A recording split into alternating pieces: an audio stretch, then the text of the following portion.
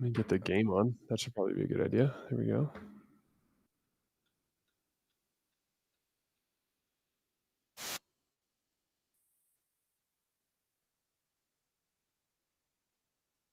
What network is this game on? Is this NBA? What are we watching this? What is the broadcast? Is what I'm asking. It's Amazon Prime. Prime Video. All right. I like this podcast so far. Yeah, we'll give it like a minute. Everyone to kind of click on here, and then we'll control it. Talk a little bit about the last game. I feel like your audio is being a little weird, Jay. Let me see if I'm on. Oh, now it's better, actually. Is it better now? Okay. I think so.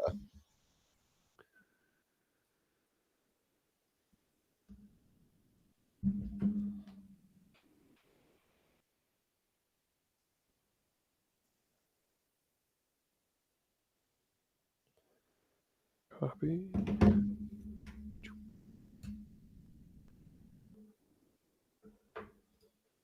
Did you see the stuff about Steph wearing Nikes? Yeah, I saw that. I saw the picture of him wearing Kobe's in the shoot around. And I mean, I don't know. Did you ever play in Kobe's? I did for a long time. They were my favorite basketball shoe ever. Me too. I'm wearing actually a couple pair in my rotation right now that are like the throwbacks that they've been releasing. Do you like them? Do they feel the same as when they first came Let's out? just put it this way. When I first put them on, I was like, "Oh my god, basketball shoes have come a long way in the last 10 years." Oh wow, yeah. But they broke in pretty nice. That's definitely helped.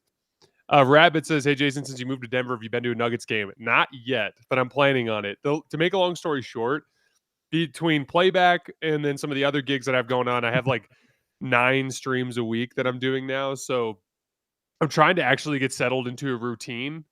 And I still haven't figured out how to sleep around my current routine. So once I get that all figured out, then I'll start being more ambitious about what I'm going to try to do.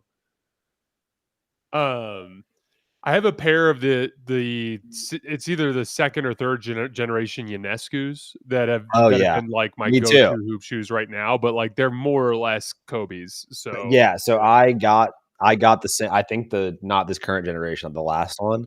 And then I got hurt like right after. So I've only just shot around with them and jogged around with them, but I like them so far. You like them? Dude, I do. So, dude, what's so funny? There's nothing like I remember when I was in between my first 2 years in college, I got like 4 new pairs of basketball shoes. And of course I was broke at the time. So like I got them on like deals at like Ross. Like remember when Ross used to have like legit basketball shoes? For sure. And they had them like in my size. So I had like 4 brand new pairs of shoes, and I had a stress fracture in my foot that summer. And so it was just such a bummer because every day I'd walk into my room and I'd see these like brand new basketball shoes on the wall, and I just wanted to put them on and go play, but I just couldn't go play for like 2 months. But then finally, when I got healthy, I got to. Yeah, that's where I'm at right now. I've just like worn them to jog on the court. So Steph is wearing his own shoes for the game, though. Yeah, that would be weird for me, warming up in a different shoe. Yeah, that felt kind of like a statement in a lot of ways because I actually, in the report that I had read yesterday, it seemed like he was actually going to keep wearing his Under Armour shoes through 2026. Is what it seems a little confusing, but I mean, if it's just for warm-ups, it's definitely like a statement that it has nothing to do with anything else other than making a statement if you're only doing it for warm-ups. Yeah, it seemed very intentional. You know what I mean? Yeah. Like, because why would you wear a very different shoe than what you're going to wear in the game? But I mean, Steph signing with Nike would not be something I'd be opposed to. Yeah, that'd be tight. Actually, I know a lot of people who like Steph's shoes currently. I'm fiercely loyal to Nike basketball shoes. Fiercely loyal. Yeah. The shoes that I got before these Sabrinas were my first Kobe shoe in a while, and they were Way of Wade's, and they were okay. Way of Wade's, okay. Yeah, they had got good reviews, and I was kind of just looking to switch it up because I didn't have a Kobe option at the time, and I was deciding between Curry's and Way of Wade's, and I went with the Way of Wade's, and I liked them, but they're kind of weird. I didn't love them, so I'm happy that I have something new.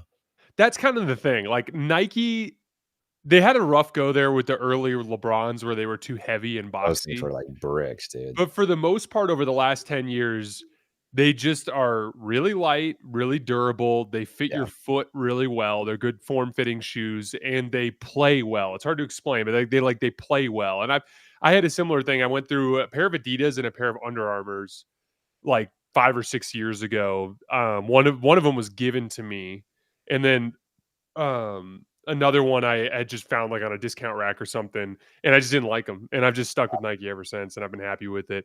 I kind of have like usually like a 2 or 3 shoe rotation that I work through, and I'm replacing them a little more often now. The thing with me is like I weigh 230 pounds, Yeah, you probably got these and shoes. I blow through shoes. Like they'll pop an Air Max pad, or like the big. Well, I had 2 pairs of Kobe's, and one of them I've had to stop wearing because the seam where like the forefoot like meets the sole is like starting to peel back, and like that's usually what'll end up happening eventually. I do not have that problem. We have a question from a maid here. Jason, who you got winning? Who's in better position to make adjustments? I think the interesting thing is going to be whether or not Wemby can either solve the Draymond problem one-on-one, Yeah. or if there's just a very intentional effort early in the game to get Draymond off of him. They did have some success with that throughout the game. That's pretty much where the majority of his scoring came until he hit those last couple jumpers over Draymond late in the game. But like, that's the big thing I got my eye on is like, are the Spurs able to eventually get to the point where they have to double Wemby because they're able to get him off of Draymond? I think that's the big thing I got my eye on. I think you'll also see a little bit better effort on the defensive glass. They lost control of Gary Payton in the second half, which led to some chaos situations that Steph paid off. And then lastly, just in general, guarding Steph, they lost control of Steph in the second half. I think he had 31 in the second half. So I would be looking for a stronger defensive effort, and then them to make an effort to try to get Wemby off of Draymond.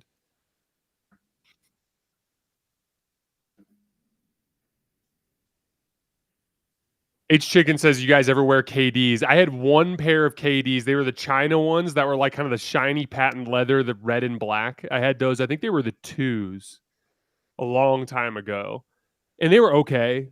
But I didn't love them. I didn't go back. Oh, I had one other pair of KDs. Do you remember the ones that like kind of had like that stretchy top, and then the shoelaces were like outside Yeah, the yeah. I had those, but like literally it felt like my foot wasn't being held down. Like it felt like they got Oh, too cute with that. And like I would have to tighten the hell out of the laces, and then like the laces would just put all the pressure on those like individual lines on my right. foot. I had some friends that liked those, but that makes yeah. I never wore those. They looked cool, They but look they were basically a water sock that you were trying to play basketball water. in. Oh man. Yeah, next week, all the men's leagues I'm playing in Denver go into their playoffs next week. So I've got that on the docket. I've been Right. playing in this. They call it's at Charles Whitlock, this rec center in Lakewood, and it's been fun. Like, dude, there's probably like on every team 6 or 7 dudes who played some level of college basketball, Yeah. and there's probably 20 D1 dudes in the league. Whoa, And so it's been awesome competition. I've really, really enjoyed it. It's been a ton of fun. that's a good league. I'm not out for a league like that. This I game's would insane. imagine the leagues in LA are pretty crazy. There's a wide range. Yeah, I mean, we play the ones that I've been in. They've been pretty solid. Not there's usually like each team has like probably like 1 or 2. Some teams have like maybe 3 or 4 college basketball, either actual former college basketball players or like college basketball level players, but not usually more like I would say like D3 level. Do you have the right mic selected? It's coming through a little bit choppy on your end. It might have been what you were talking about with me earlier. I do. I don't know what's going on. Maybe these might just level out. Sounds a little bit better now. All right. All right, guys, we're doing this thing. So How did Lakers Collective come about? It's awesome, and I appreciate it considering how busy you already are. Well, for me, like I cover the Lakers so closely with Hoops Tonight, it's not as labor intense as some other gigs. Like the All NBA show I do with Adam Mars, I have to do a lot more prep for, but I'm already just so kind of in tune with the Lakers because I watch them as a fan, and then I also cover them very closely with the show. But basically, a gentleman reached out who had this idea for basically partnering a national guy, like a team specific guy, and a team reporter, and getting them together to like basically cover a team in a more like periodic once a week type of format. And Jovan and Trevor are my guys, so I was like, sure, absolutely. And it's been a lot of fun. I really enjoy working with those guys. And Adam is awesome. Yeah, Adam, in addition to being a super smart basketball mind and just a great dude, he's also just a great person. Like, my wife and I moved to Colorado and literally knew nobody, and Adam went out of his way, him and his family, to like welcome Carly and I to the area and invited us over for dinner, and we've regularly been hanging out. Now we work together, so I just have a special level of appreciation for Adam, just as a person that helped me and my wife with a very stressful process. A process, Jackson, you've been dealing with this summer too, helping your girlfriend move. Moving is no fun. Moving is Moving is no fun. All right, guys, let's do this. We got ourselves a game. Steph Curry's been playing so well. He has been playing so well. He's awesome. Maybe we won't get a blowout tonight. That'd be nice. All right, Will Richard on Steph Castle to start. Moody on Fox. Moody was amazing in the first half the other night. No baseline help there. Quick little baseline rip for De'Aaron Fox. Too much of a straight line drive, but also absolutely no help set up. A little bit of an example of weak side action too. When you're running action on the weak side, it can occupy help defenders. Yeah, it was like the timing was right as the paint was clearing. Yep. Scared of Wemby, man. Good cut from Richard right on the baseline there. Good job. Draymond passed up on that shot there too. Draymond was taking his open threes in the first game and just missing them, but he has shot the ball well this year. Ooh. It's been a couple seasons since Draymond's had a really poor shooting season. He's been pretty solid the last couple of years. Yeah, he has. Steph was not going to let Harrison Barnes get to that right shoulder fade. This is one of the it's funny because I feel like we make fun of the Nets sometimes for their normal court that's gray, but this is one of the few NBA Cup courts that I don't hate.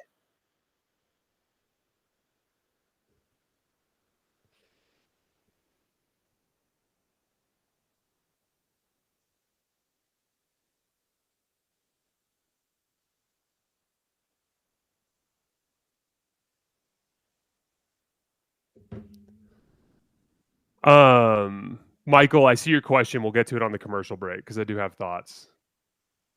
Wemby was pretty far back on that one. Wemby ran a pretty deep drop against Steph a few times in the last game too, and it's going to let Steph get some looks like that if he can get free off the screen.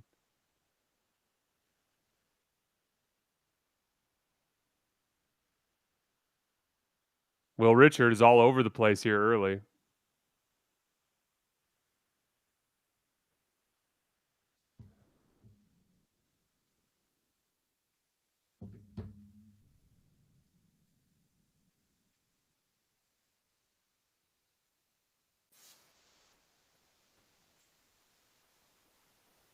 See how far back Wemby is just ranging off of everybody? Steph's going to get clean looks coming off of screens like that.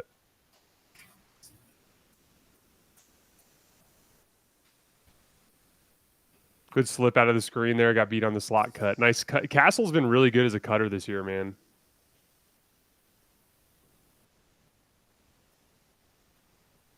Wemby's a little higher this time. Draymond in the pocket. Just smoked it. Good rebound from Jimmy.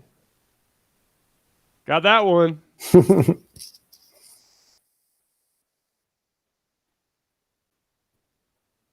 They keep going to that little screen, guard screen to go at Steph there on that side. De'Aaron Fox is sneaky very good at the corner skip pass. I noticed that in the last game. Well, I noticed that in the tape I was watching this summer with the two of them in the two-man game reps I was watching with him and Wemby, but they got a bunch of those in the Wednesday game.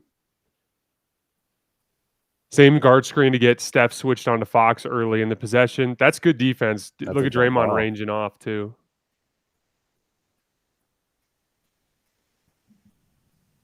Will says never forget the Jackson tweet during the finals. Dude, never forget it. Shout out to Shea Gilgeous-Alexander. I can hear you much better now, by the way. Perfect. Must have been the microphone. I switched it to my headphones, but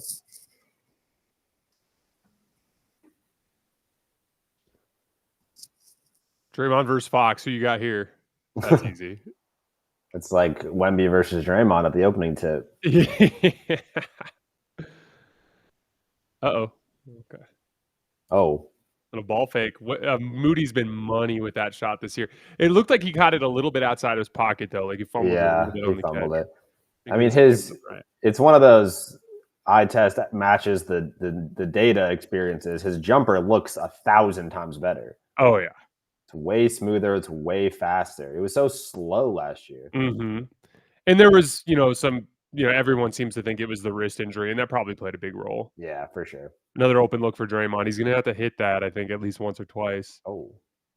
Good defensive playmaking from Jimmy there. You see him come flying over as soon Yeah. as Draymond got lost. Of course, that left Vassell open, but good box out from Draymond. Moody on the cut. That's a Wemby one right there. He had inside position, and Wemby just freaked him out. Dude, Vassell's a gunner. He is. I don't love his form. It's very Rashard Lewis as a two-guard kind of vibe. It is Rashard Lewisy. What a finish through Wemby. Oh, my goodness.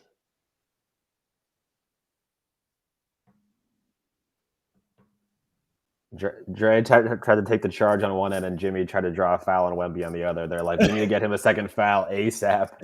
Get him out of the game. That's been something I've seen a lot of teams do. The Lakers try to do that to Wemby too. Like they're making an intentional effort to try to get him into foul trouble. Michael, I'm just quick trimming a clip, and then I will get to your question.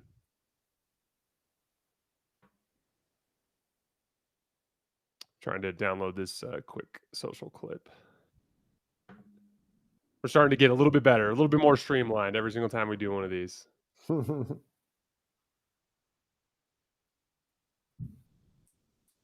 we go. So here's the thing, guys. What bothered me about the comment was simply that it was a game where if you watched the game, Steph and Draymond played like crap and they got their butts kicked. And so I don't like to go into that post-game presser and to be super intentional about like passive aggressively throwing shade at the younger players. I just think it was and look, I'm not trying to single out them. Like it drives me crazy when LeBron does this crap too. But like I just thought it was kind of lame that after a game where you got your butt kicked and your stars didn't play well, that they turned and started pointing the finger at the younger players, even if I agree in principle with some of the things they were saying. And so, like, okay, so Draymond came out and he denied that it was Kuminga that he was talking about. Okay, since when have you guys ever seen any public figure get accused of something and not deny it right away? Like LeBron clearly subtweeting Kevin Love and then going back and be like, I wasn't tweeting about Kevin Love. I don't know what you guys are talking about. Like, I'm sorry, but like that doesn't mean anything to me. It's not a big deal. I'm not trying to make some sort of sweeping declaration about who Draymond and Steph are as leaders and all that kind of stuff. My thing is, I just thought it was lame that on a night you got your butt kicked and you were culpable that you turned and pointed the finger at the young players. Kuminga wasn't good in that game either. He wasn't why you got your butt kicked. So I just thought that was kind of lame. Yeah, I mean, he's talking about agendas not being about towards the team. It's like who's he supposed to be talking about? Even if he's denying he talked about Kuminga, which is maybe he didn't. I guess he didn't deny he was talking about pods. He denied talking about Kuminga, but who's he talking about? He's not talking about Steph Curry. He's not talking about Jimmy Butler. So who's he talking about? Yeah, and like okay, so let's say it's pods instead of Kuminga. How does that make it any better? Like, yeah.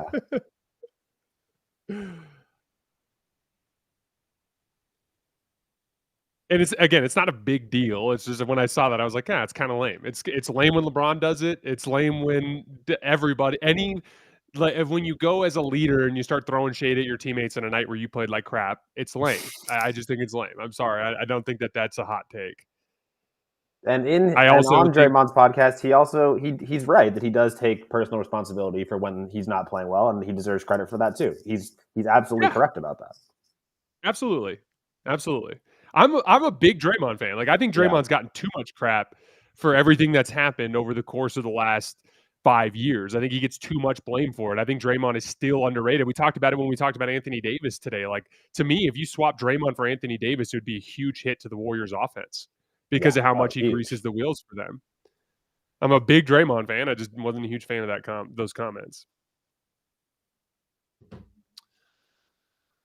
Good to have Luke Cornett back. I don't know about you Spurs fans who are watching. I'm sure you guys were not enjoying the Bismack Biyombo / centerless minutes that you guys got absolutely bludgeoned in over the course of that week and a half.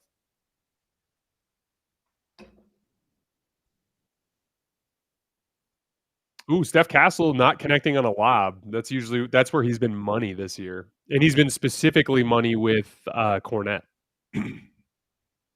He does have a bit of a turnover issue. Ooh. GP2 had a nice game on Wednesday.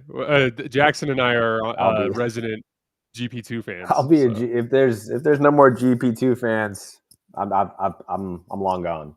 I'll be a GP2 fan forever.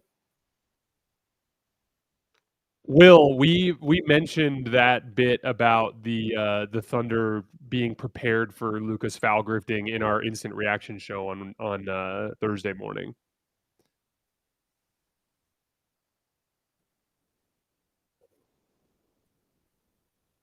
One thing I like about this San Antonio roster, and again, it doesn't really come together unless some specific things break right. Like Devin Vassell's got to shoot a little bit better. Steph Castle's got to stop turning the ball over so much. De'Aaron Fox had some turnover issues on Wednesday night, but like I do like how big and athletic their guards are, and I include Dylan Harper in on that too. They're just big and scrappy and athletic on the perimeter.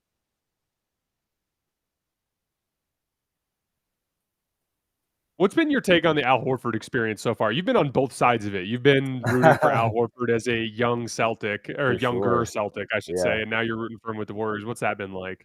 I mean, I think it's been a little up and down so far this season with the Warriors, but I think he's really smart, and the shot is always been a little bit streaky. Like the end of season numbers usually are pretty good. He does get a little hot and cold with it.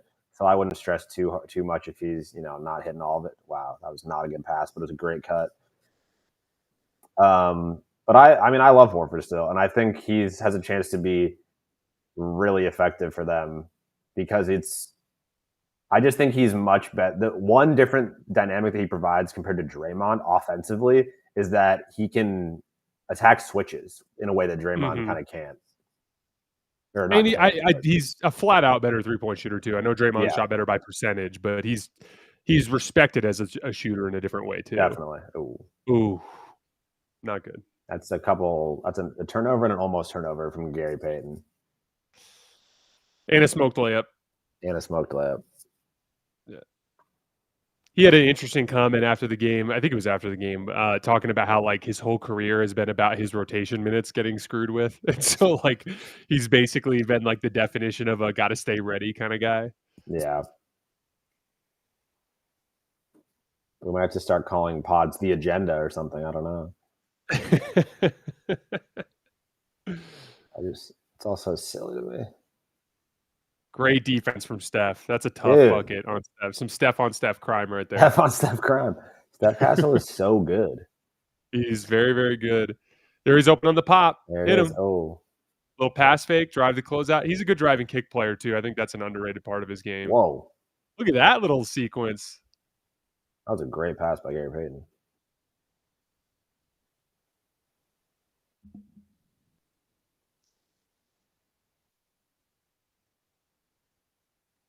Got him in jail. Ooh. What a block from Horford. He went out wide on that finish too. Still got it.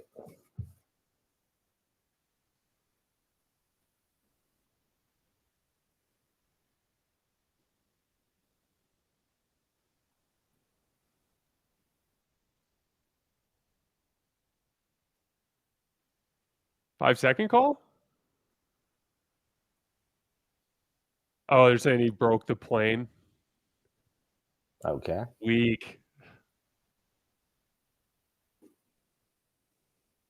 Julian Champagnie is a guy I really like. I actually think his brother's good too. He's one of those sneaky, like discounted, like 3-and-D wing guys that I actually like I in like Washington. Champagne. Yeah. Great defense.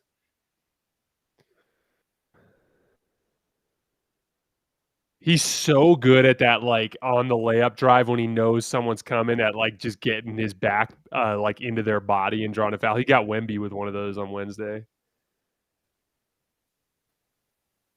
Forcing turnovers, it's always been a staple of the Warriors' attack.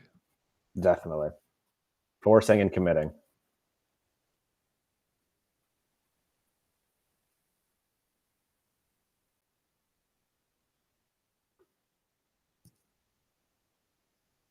We did a fun exercise on the All NBA show today where we were trying to predict who the 5 best players in the league would be in 5 years.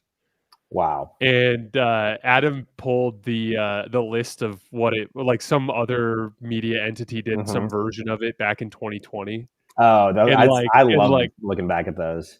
oh dude, Shea was nowhere to be found. Yeah. Ben Simmons was in the top 10. Nice. Karl Anthony Towns was 4. For Anthony sure. Davis was 2. Jeez. Yeah.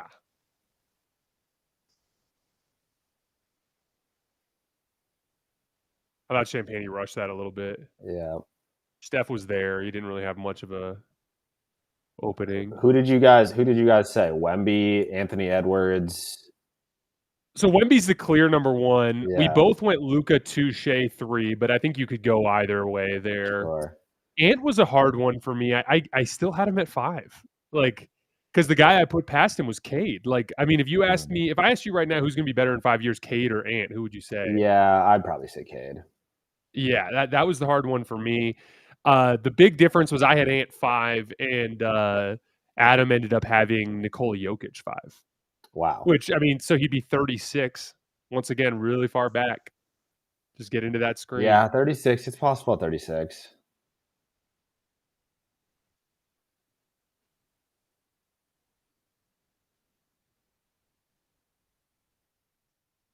Ooh. That's a good call. I thought he got hit in the back. Once again, they keep going to those guard screens to get Steph onto the ball, but on that play, I think it was Moody, like just lingered too far on top of his switch, and so he just gave up that inside position.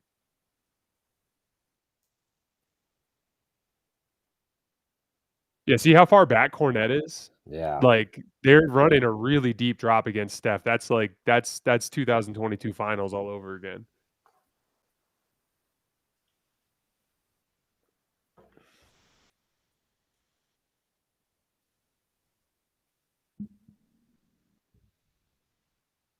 Steph's taking over here early, guys. Warriors fans always say Steve Kerr takes Steph out as soon as he gets hot. That's always something I've seen on Twitter. There's just such a big section of Warriors fans that don't like Steve Kerr. Dude. I don't What's really the name of the that Twitter account guy? The dude Jim who's Park. always Jim Park. Yeah, he's a legend. A legend from hating He is a man. A legend. He's like the Steve Kerr of like regular basketball fans, or not Steve Kerr. Excuse me. The Skip Bayless of regular basketball fans. Yeah. Did you see Skip Bayless's they shouldn't have fired Nico Harrison take? No, was that he actually gave that take? Yeah, that's awesome. Dude. I immediately sent it to Ryan Brumley. I was like, "This is he's just at the peak of his powers." 100%. That's just a flex of a take. Like you can't even. Dude, 7-minute video. It was a 7-minute awesome. selfie cam video from Gil's Arena's set. Oh, I forgot he's doing Gil's Arena now. Jesus Christ. Oh. Those little short range shots are going to be key for Fox this year.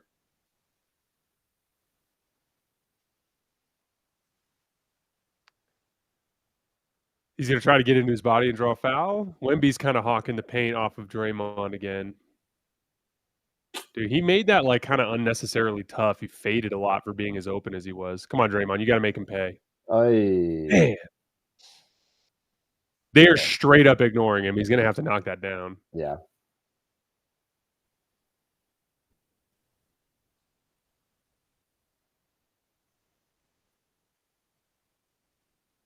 Darren Peterson crossed my mind, Will. I'll say it. Darren Peterson crossed my mind for best player 5 years from now. Not for none of the Thunder, though. Relax, my boy. Dude, I haven't really dug into Darren Peterson yet. What have your thoughts been on him so far? I mean, he's a dog. I think him and Devance are both pretty darn good. The polish on both of those guys, but Darren Peterson especially. His shot looks kind of funky to me for some reason, but he's got He's got a shooting it lot of well. juice. Yeah, oh I yeah, just he's pulled up got a his lot of synergy juice. numbers. He's 1 for 8 off the dribble, but he's 8 for 9 off the catch. Yeah, I mean I'm pulling up. I want to see what his jump shot looks like. it's like a little. I don't even know how to describe it. It's almost Buddy Hieldish, but like not. It's a little low, I think. Let's see. He's big, dude. Holy cow. Him and Debanza are both huge. They're like. I mean, Peterson is like, what is he, 6'7", 6'8", 6'7"? Yeah, he looks about that range. Yeah, the jumper's a little funky. It's just slightly funky, but yes, the Debanza is 6'9", and Peterson's listed as 6'6", yeah. So I feel like Peterson's a big 2, and Debanza is sort of Jason Tatum sized almost. Mm-hmm.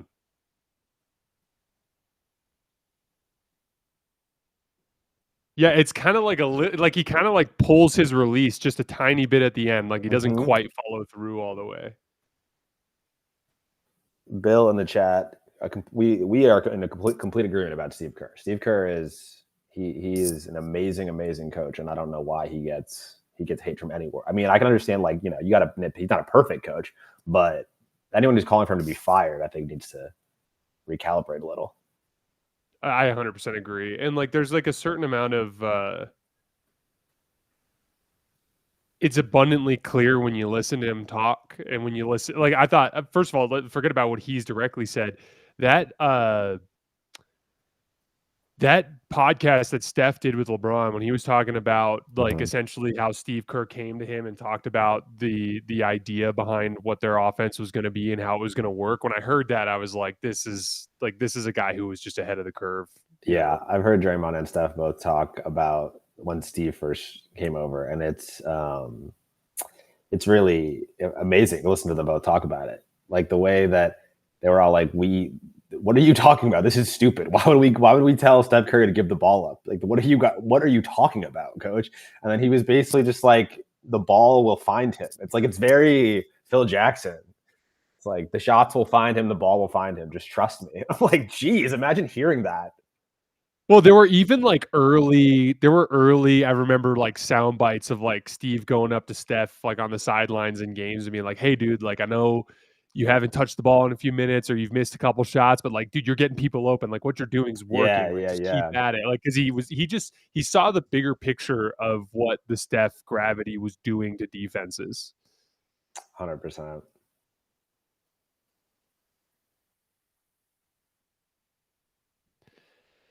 Yeah, Mike, I ended up putting Cooper. I think I had him 7. I can't remember, 6 or 7 on my list, which obviously meant he didn't make the list. Champagne corner 3, missed that one. I really like Cooper. I just think I think Cooper is, you know, next generation Jason Tatum essentially, and I just think the top of the league is going to be really damn good in 5 years, and I think it's going to be hard to crack it. I mean, that's ultimately what it came down for me with Ant. Like, I think Shea is going to be better than him, and then Luka, Cade, and Luka and Cade are such gifted playmakers. Like they're such gifted passers. It's such a difficult thing to overcome. And then Wemby is going to be far and away the best defensive player in the league. He already is. So it's just really difficult. No, I know. I see what you're saying, Mike, about the upcoming draft. The point is like Cooper is really good, but the existing guys are all really good, and the next generation of guys are all really good. It's just going to be really difficult to crack that top 5. Ooh, what a block from Fox. Fox still an athlete. Yes, he is. Wemby wide open. Got it. Butter.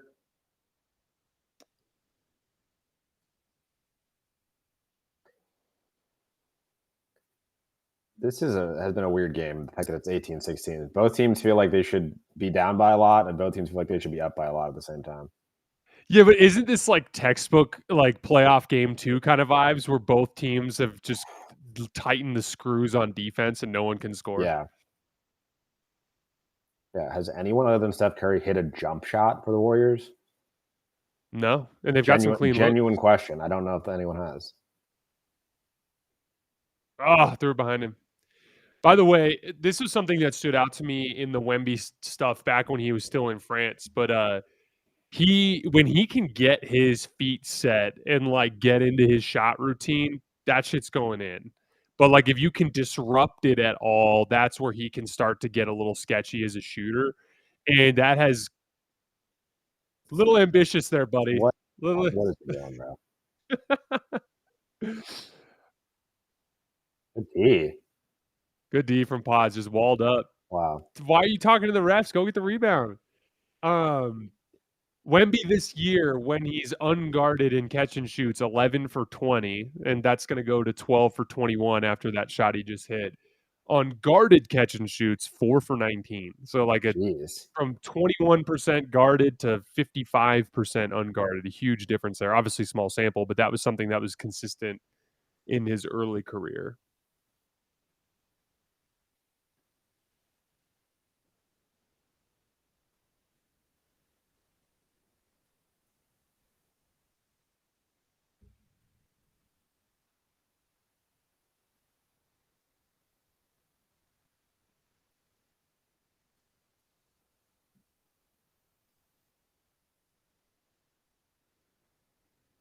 It was a little less dramatic last year, but he was 40% when he was unguarded, 37% when he was guarded. That's an offensive foul. Good call.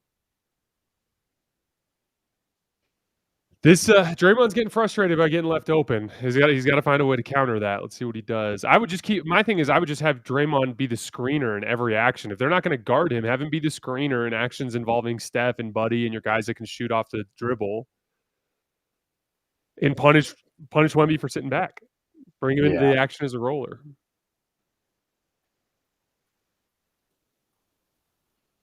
They challenging it? Yeah, it looks like it. Really?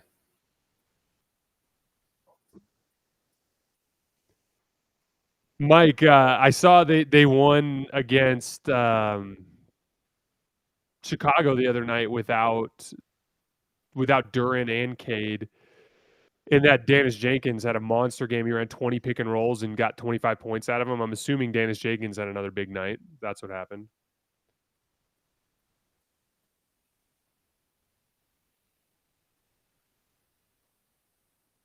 Bouncing around the league a little bit. Yeah, the Pistons beat the Sixers, down a bunch of dudes. Dennis Jenkins, 19 and 8. Another nice little shot creation game from him. 5 for 8 from 3. Just 2 turnovers. That's a lot of usage for only 2 turnovers. Wow. Reeves has had a big second half. I feel like in the first half, it was all Luka just looking at the box score.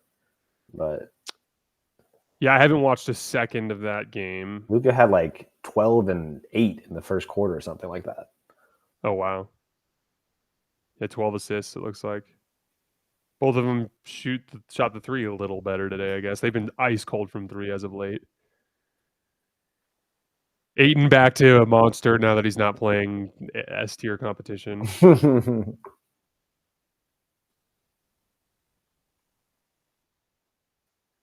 They guarded Derek Queen well, it looks like.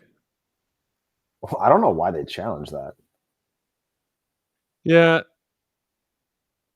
Yeah, Wemby squared him up. That's a pretty clear-cut call. I guess you have a chance of getting a second foul on Wemby, but... The Knicks beat the Heat without Brunson. Wow. 38 points for Norman Powell. Been moving that ball. 36 for Landry Shamet. What? And OG Anunoby got hurt in the first quarter, I want to say. Oh, man. Yeah, you're right. I don't know if it was the first quarter, but he got hurt early in the game. 5 minutes, so yeah. Yeah. I think it was another hamstring for him. He's just one of those hamstring guys. Dude, that's brutal. It's brutal. It feels to me like those hamstring guys, like once it happens once, it just becomes a recurring issue. Yeah. Like well, Mike the Warriors Evans haven't scored in several minutes. Yeah.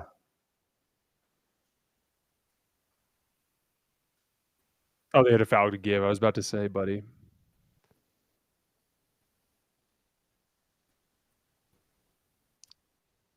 Jay Young, the Warriors offense has been hard to watch with Steph off the floor for 10 years. There was a brief 3-year respite there. That's it. Yeah. Fucking, that's Sheesh. tough.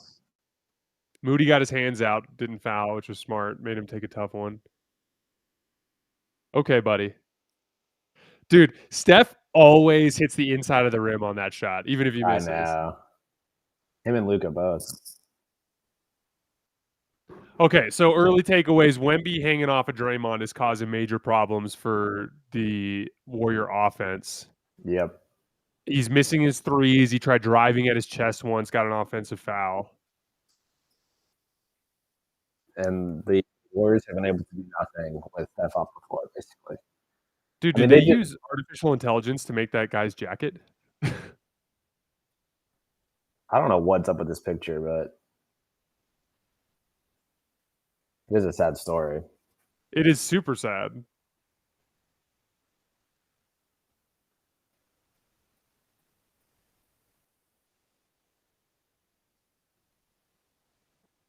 All right, any questions in the chat?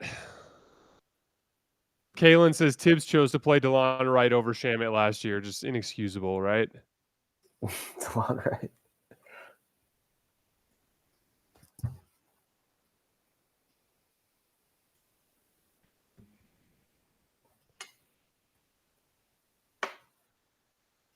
On commercials, we'll go over to Hornets Bucks. Let me pull that up.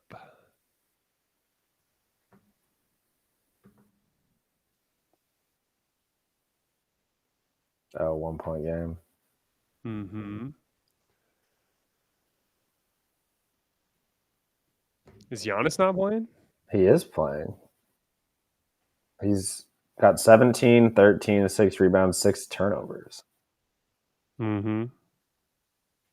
I'm excited to watch some Con Knuppel, Rookie of the Year. He's been good, dude. Who needs Cooper Flag? I'm so into these like big ball handlers, like dudes that like can bully some of these smaller athletic guards out there. Like, Yeah. it's kind of been why I've been into Denny Avdia too. It's just like these big trunky dudes that can just get a little bit of an angle on a defender and then just get to their spots. That court is sick. Yeah, that's a cool one, actually. Some of these are too intense, but I actually like this one. Whoa. Bro, why is Miles Turner giving up the angle like that when he's up at the level? That's like the one job you have. Whoa. That was something.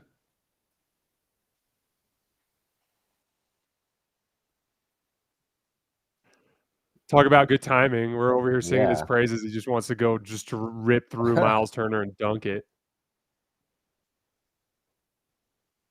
This has been Ryan Rollins. Woo! Fuck it, man. Dude, he's been one of their best clutch players this year.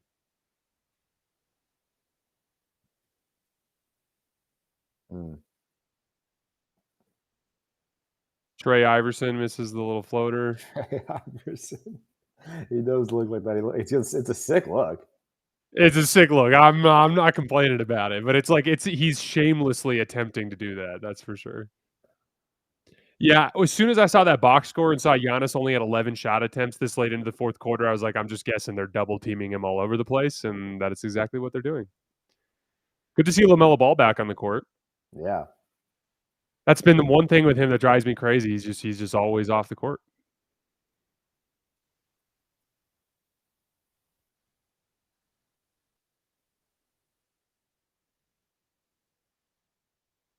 Giannis has been off on his mid-range attempts this year. Have you noticed that? Yeah. His mid-range numbers last year were pretty good. They have not been as good this year. No, they have not. He is like that was the thing last year is he was like mid-40s on it if I remember correctly. Yeah, he's just 4 for 21 on 2-point jump shots this year. I've always been a Kuzma fan, dude. He won me over in that 2021 season with the Lakers. Go back over to the Spurs game. Jimmy at the foul line. That's a early second quarter staple for the Warriors.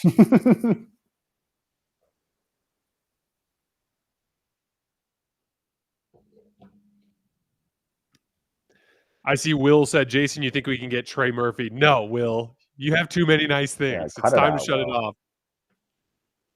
What the? Dude, De'Aaron Fox had some of the craziest turnovers in that Wednesday game. He had a lob that he threw that I think was literally Oh my 10 feet God. too That high. lob was insane.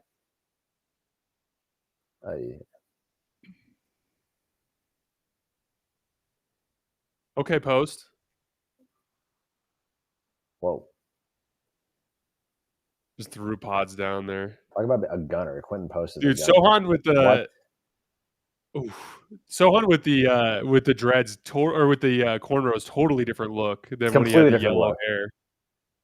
Like for a second, I was like, "Who's this new forward that the Spurs?" Yeah. Oh no! See, that's the one that I don't understand. You got to take that open one when he's sagging off of you, but that's not that's early clock, and you're not really that open. Dude, Wemby just causes so many problems, man. That is. Wemby It's causing tough because problems. it's like you can kind of be like Draymond's kind of going for the ball. It's just the ball is just so high. But I know. but like also he's kind of grabbing Wemby around the waist, but like that's like above his head almost. Like it's. I didn't particularly like that call, to be honest with you. See how they're doing that little front the post bracket? Good contest from post. That's tough. They moved it around. They did a good job. That Fox pass was a bullet. Yeah, it was. He's good at that corner skip, dude. I'm telling you. The Draymond was 3/4 fronting, and then they brought Jimmy over on that backside bracket. So they were basically guarding Wemby with two players when he didn't even have the ball. That's when you know. Tough. The drifting hook. Wow, what a shot.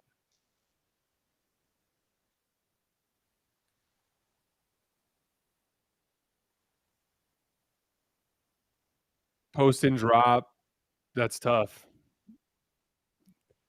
That's the Fox looks like a star shot when he's got that little drifting short fadeaway going.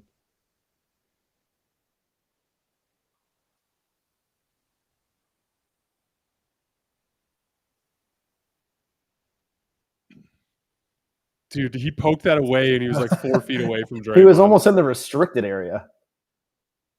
That's a foul. Yeah, it's a good call. Don't leave your feet. Pods is good at that. Yeah, he is. It's tantalizing because his shot's kind of low down in front of his face, so he looks like you can block it. But you gotta stay on your feet there.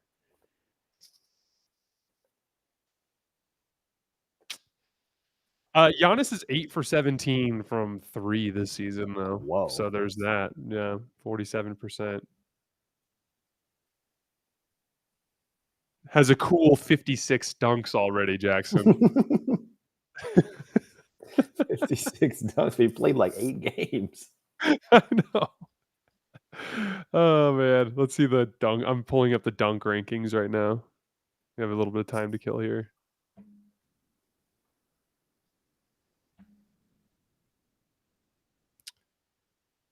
All right.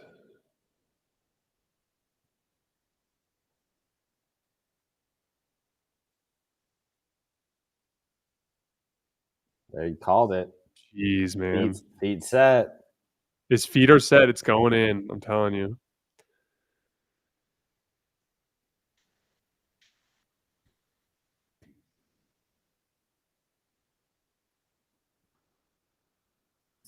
Golly. Podshitsky. This is what Warriors fans are calling pods now. It's a cruel world out there.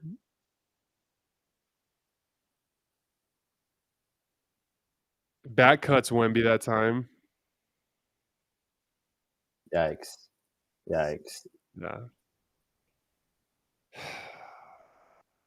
This is something they're going to have to figure out. They've scored 5 points in the last half hour of real time. Seriously. They were up, what, 18-13, right? Yeah, it was something like that when Steph left. Yep. Oh, my. That's fucking bailing tough. them out. That was what a block from Quentin Post. QP. Nasty move from Fox, too. Almost got a cut. Oh, they didn't run their lanes, and Jimmy was pissed. It was wide open. Oh my! There it is. Use it as a screen. Use him as a screener. That's it. So, Wow. like, if Wemby's going to sit that far off, set screens. You're effectively getting someone else open other than yourself. That is in a pretty insane movement 3 for a guy that size. It is. That was a really That impressive is piece of shot nuts. making. He was flying, one dribble relocate. That was crazy.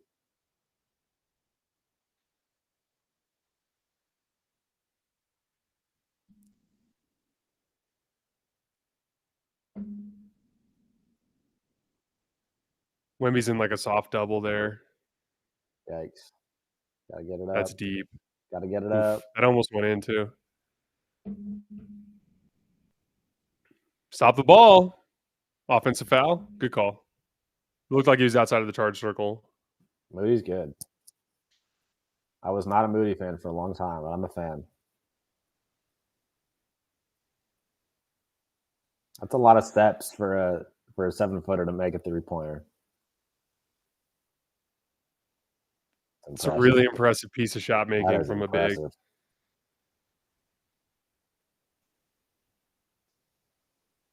I like Quentin Post too, guys, but the block is the good version of what you get from him defensively. If you put him in a pick and roll, it's like might as well have It me can be out brutal there. sometimes. All right, we have Steph on Steph back. GP2 ball screen in the pocket. Whoa. How did that pass get there? Yeah. Oh, he lost it on that little look back.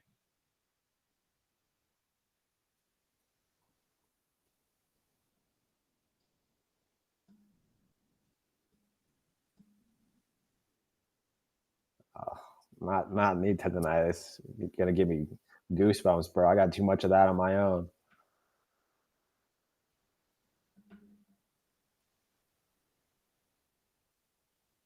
Is Kuminga hurt? Yeah. He's got a knee tendonitis thing. Oh, which he missed. I forget if it was a game or a practice. He missed a game earlier this season, I want to say. One game. Maybe it was preseason. No, it was preseason, I want to say. For the same issue. Yeah.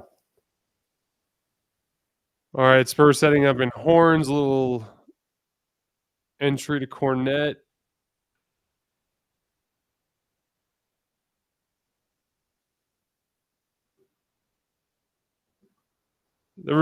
That's kind of the example of the gunning that I'm talking about. Like, he had 2 easy kick out reads there that he missed to take that shot, but Cornet turns it into something on the glass.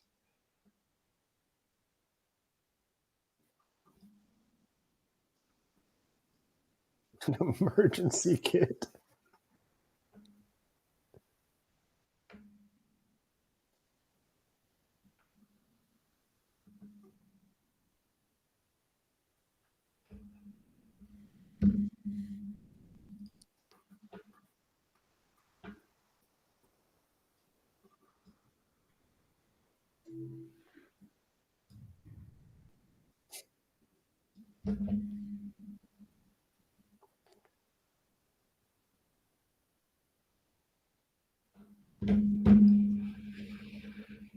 All right, let's see what they got here. Back to that GV2 ball screen with Steph. A little foul on the back pressure from other Steph.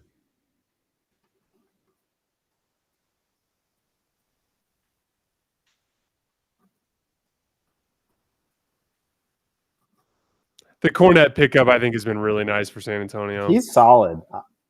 He's just so solid. Here's an example of that Horford mismatch attacking on Keldon Johnson. Yeah. It was good help. Good look, and he also drew a second defender, and that gave GP2 an offensive rebound chance. They almost got a putback, yeah. Yeah, that's a good possession, I think. More Steph on Steph in the post. Notice Steph is doing a really nice job on these post-ups, guys, of not letting them get to the middle. He's forcing them to spin baseline where they're helping from. Oh, that seemed pretty clearly off Keldon Johnson. Yeah. Warriors blew their challenge already, though. All right, so dunk rankings. Giannis is number 1 at 56. Who do you think is number 2? Wemby. No, Wemby is number 4 with Okay. 33. So there are 2 players above Wemby. One you should probably be able to guess. The other one was I'm surprised. Okay, dunk rankings. Who am I missing? This guy dunks everything around the basket off of passes and offensive rebounds. Oh, it's a big like that? Wow, I'm like drawing a complete blank. Who is it? Jalen Duren from the Jalen Pistons, number 2. Duren. The one that Jalen surprised Duren me, does Isaiah dunk everything. Hartenstein, 3rd most dunks. I would never have guessed that. Yeah, me neither. That would have Amen been Thompson, number 5. That is very impressive. 28 dunks this year already. Yeah, Giannis is number 1 on Candy Suit. That's what we were talking about.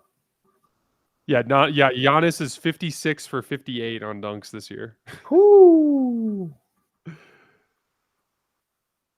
All right, I'm gonna pull. Who do you think has the most missed dunks in the NBA this year? Wow, that's a great. It can't be very many. Who's got like 2? Who's got the most missed dunks? Oh my god. Okay, this is actually amazing. So there's 1, 2. There are 7 players, 6 players, excuse me, that are tied with 4. 4. Jared Allen, Westbrook Asar is a great Thompson, guess. Shaedon Sharp, VJ Edgecombe, Cooper Flagg, Daniel Gafford. There's one player that leads the field with 6 missed dunks. Is it Westbrook? No. Is it Kuminga? It's Kuminga. He's shooting 70% on dunks. He's 14. That's hilarious, man. I'm gonna post this clip, guys. Give me 1 second. I like Kuminga. It's tough, man. I want him to make it work so bad. He seems like such a nice kid. He does seem like a nice kid, and he is trying. And after the first week, we're like, this is what they need. Forget a trade. They need this. Yeah. This is something they're gonna have to figure out. They've scored 5 points in the last half hour of real time. Seriously, they were up 18, 13, right? Yes. Okay, Charlotte, Milwaukee's tied with 10 seconds left. I'm gonna switch to that one. Yeah, perfect.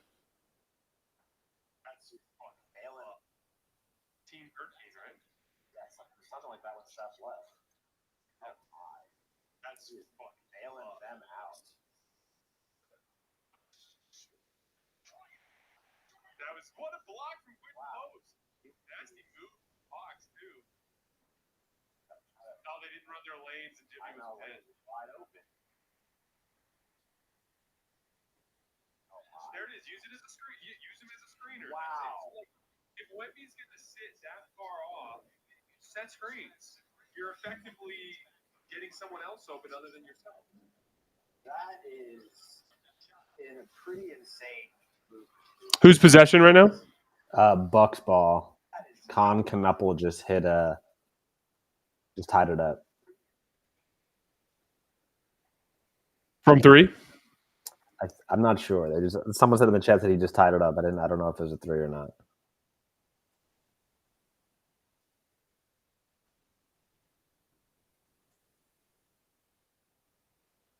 Was a Con 3. Thank you, Will. Kuzma inbounding. Giannis right shoulder fade. I mean, it was left shoulder last week. Might be right shoulder this time. Yeah, I just got 1-4 flat. They're in the gaps, though. That's going to be tough. He's trying to create a little bit extra space. Left shoulder. That's tough. Ooh. The left shoulder shot is so much harder than the right shoulder shot. Really tough. But they were sitting in that right shoulder gap. He kind of moved over. He almost would have been better off moving more towards the middle so he could spin over his right shoulder and have more space there. For sure. All right, we can go back to the Dubs.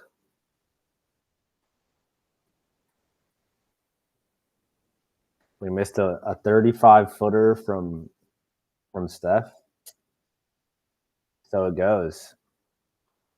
Yeah, that's how it goes. We wanted to see Giannis's air ball instead. That was an aggressive switch from Steph Castle. A little split action with Horford as the hub. Gary Payton's wide open. Yikes, brother. Good defense from Keldon, staying up on the other side of that handoff. Oh. Oh, he lost the handle. He had all the lane, too. Woo! Keldon Johnson's a player that I wasn't a huge fan of in recent years, but he's grown on me this year. I like Keldon Johnson. He's embraced more of the, like, I'm just a wrecking ball, like, Yeah, I'm athlete just a kind of dog. role. And he's limited some of the tougher shots that he was taking in the past, and he's become a player I really have enjoyed watching.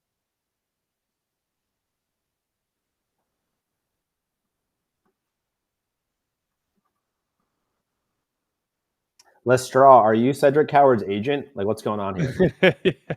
I like Cedric Howard. I've only seen like 3 or 4 Grizzlies games this year, but I like big guards that have long arms that can defend and that are the fire hydrant type of guards that can stay in front of bigger ball handlers and force them to shoot over the top. And there's just enough offensive polish to make him a functional two-way guy. I don't have enough experience watching him to have a super strong opinion about it, but I do like him. He's the archetype of player that I believe in. You definitely guard screen. It kind of jumps out how big Cedric Howard is when you watch them play. Oh, he's huge. His shoulders are insane. His shoulders and arms. Huge. Hey, oh my! That was a hell of a sequence. The big Horford block there. Nice little two-way sequence for the Warriors.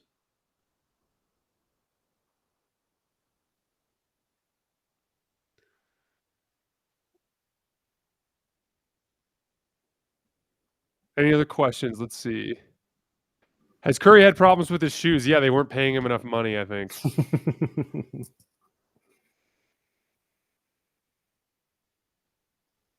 Do basketball players get floor burn? Yes, they do. They certainly do.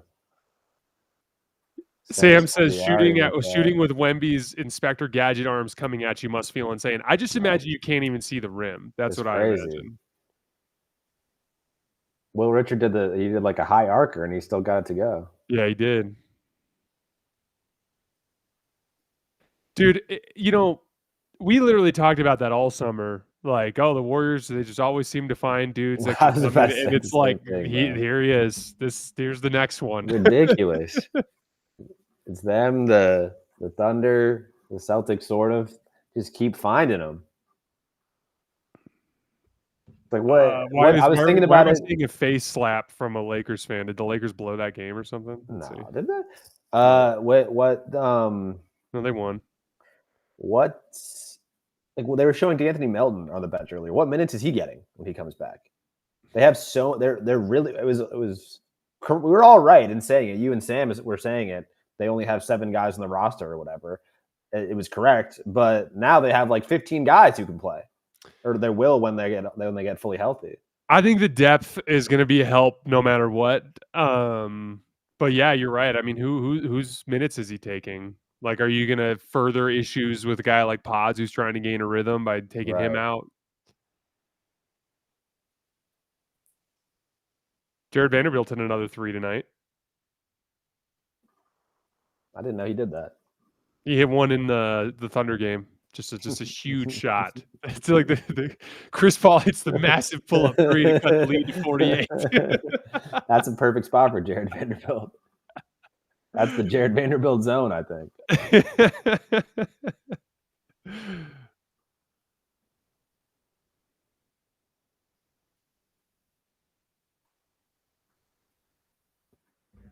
Melton getting GP2's minutes. Yeah, I guess probably.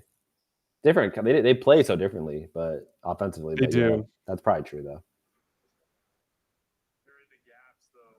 That's going to be tough. He's trying to create a little bit extra space. Thoughts on my Celtics, Kalen? It's a gap year, brother. I don't really care. I've set myself emotionally free from the results. It's all about the process, and hopefully we get a lottery pick, and when I can get excited about some ping pong balls like I haven't for a while. That's a fun time to be a fan. Yeah. When it's not as fun as competing, but it's better than being in the middle. The worst, trust me, is where I was as a Laker fan in like 2024, 2000, like where it's Yeah, like we're definitely not building towards anything, but we're right. also not nearly good enough to win it all. And so you just ride this frustrating roller coaster of hope and despair back and forth. Like, Yeah, I kinda hope they're bad. Or and if they're good, if they make the playoffs and I get to watch them be competitive for a 6-game series, that'll be fun too. yeah. And maybe Tatum will be back for it. Right. Switch on to Horford. Let's see what Wemby does. Look at Ooh, Buddy's in the gap there. no Great way. defense. That's a tough, tough shot. Great defense from Horford. Great defense.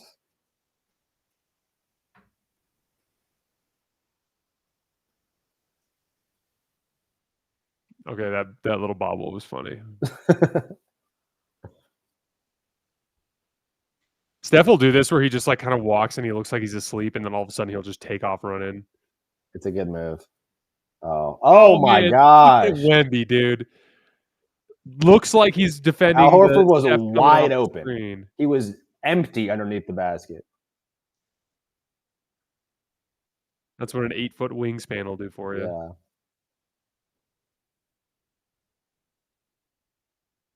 He just said, "No, thank you." Good read though. Wow. Good kick out read. Will Richard, man. It didn't even seem like he had the ball in his hands. There's been a clear difference between the Warriors' ability to score with Steph on the floor versus off the floor in this game. Yeah. That's for sure. Not treading any new ground there, I know, but nice little peel switch from Richard. Oh my. I say nice peel switch, and then he shoves Cornette on the ground. It looked like a little bit of a flop, though.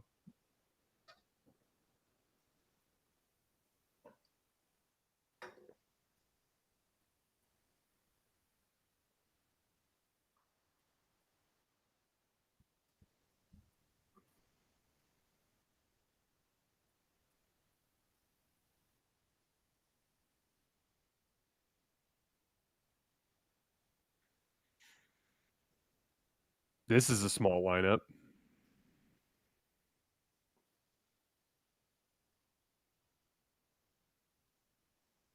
Ooh, What a steal from Steph on the what the blitz heck? there. Wemby's up. Got to roll. Oh, man. That's where that missing three-point shot is becoming an issue. Clean look. Good look. Wow. The fact that the Spurs have a 7-1 guy and a 7-5 guy on the floor, and the Warriors' biggest player is 6'6" right now is Insane. Yeah. insane. Let's see how they hold up. Moody wide open. Ooh, The Spurs are losing some shooters. they definitely are.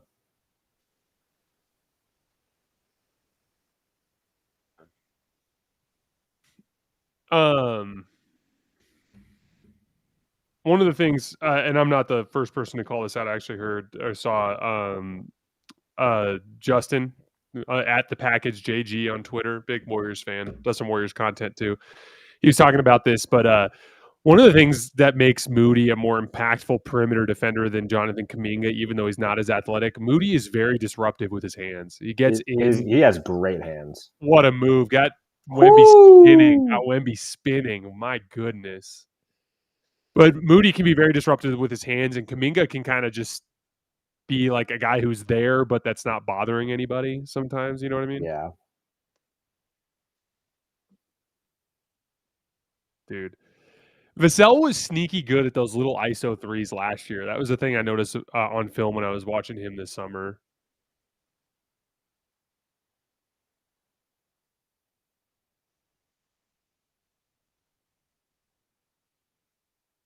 Oh man, I just Draymond's cut it like I don't understand his counter to this Wemby help. Like by cutting into Wemby's space, you're allowing him to guard you and the other man. Just be wide open at the top of the key and either take the catch and shoot three or quick go into a dribble handoff and try to get Steph a look. Yeah, he's doing a good job defensively, and the Warriors look good overall, but Draymond struggled with that specific issue tonight. He's kind of an up and down player, confidence wise with his shot, and I think going against Wemby doesn't make that any easier. Yeah. I don't want to like when you shoot the ball well for a dozen games though, don't bail on it because you had 2 bad shooting nights. Like you For gotta sure. keep shooting the basketball. For sure.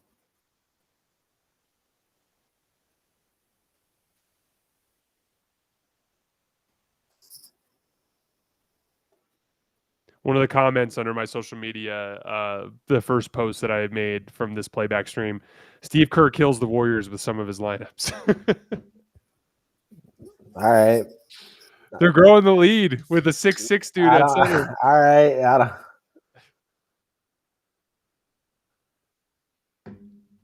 Like they got a lot of players who are good but not great, and he's what's his Buddy Hield is hot some nights, he's not hot some other nights. Like they're winning.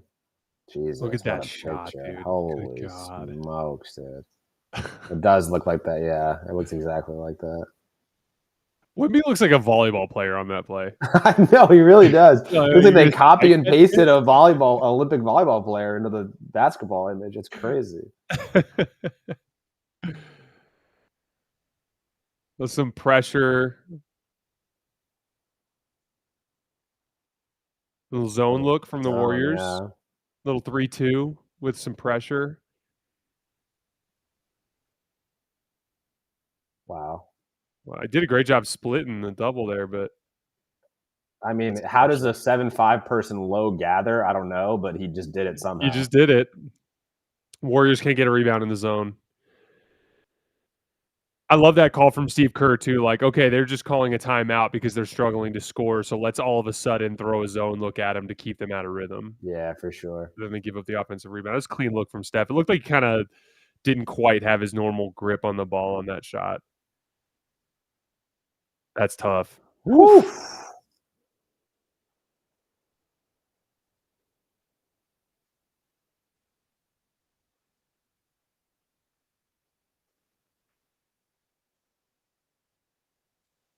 Wemby's basically strong side zoning. Okay, now he's clearing out. A guard screen that gets Jimmy downhill. Wow. Over Wemby. Wow. It's a tough shot. That is a tough shot, man. I don't love Draymond in the dunker spot off the ball there with Wemby on him.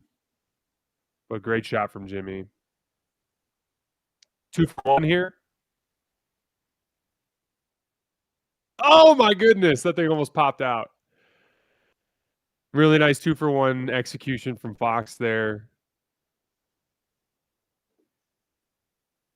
They have a chance to go into halftime likes with playing the lead. Steph. He likes playing against Steph. Yeah, he does. We've talked about it openly. I'm surprised Steph wanted to switch with Castle. Yeah. Oh my God. Look at him. Fried him. I mean, he fried him. He knew it. He knew it was a tough one. Run out of time there, Wemby. Oh my.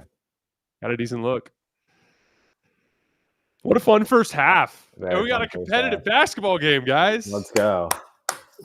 Let's go. Thanks for coming to hang out, dude. This was fun. No problem. I'm gonna step off, but this has been fun. These playback watch alongs are fun. I'm excited to hop on for some more. Yeah, dude, you're always welcome to come by. We always have enjoyed watching hoops with you. Enjoy the rest of your night. And then enjoy your weekend, dude. We had another hard worked week. Yeah, man. I'll see you on Monday morning, man. Yes, sir. Peace out. Bucks up 10 on the Hornets in OT. That game is basically over. Clippers Mavs will pop over there for a little bit.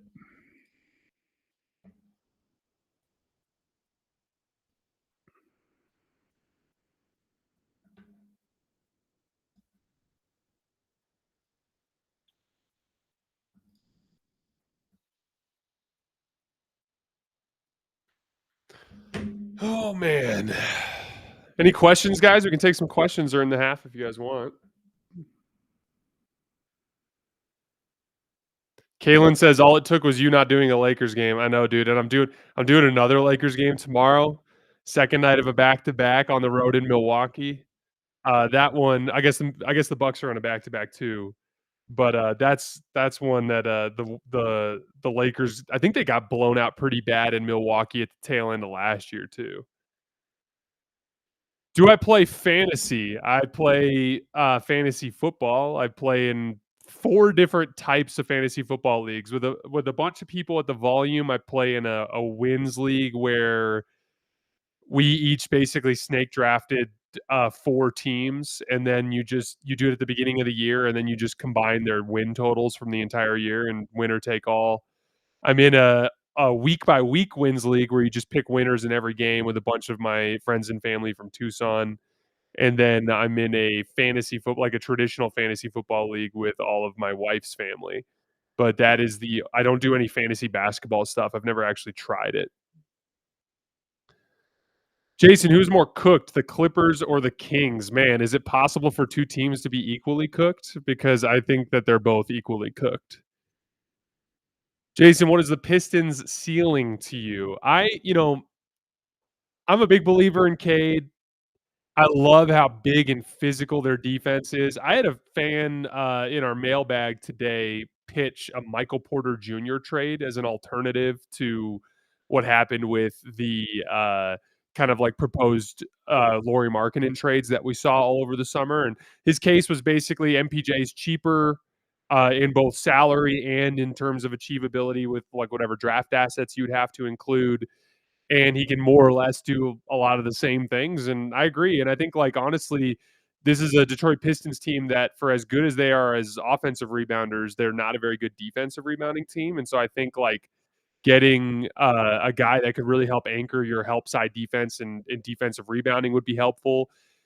During I like the idea of anchoring him with a guy who can be like a secondary rim protector too. So that's the trade that I heard today that I'm actually like super interested in. I think Michael Porter Jr. makes a lot of sense for the Pistons.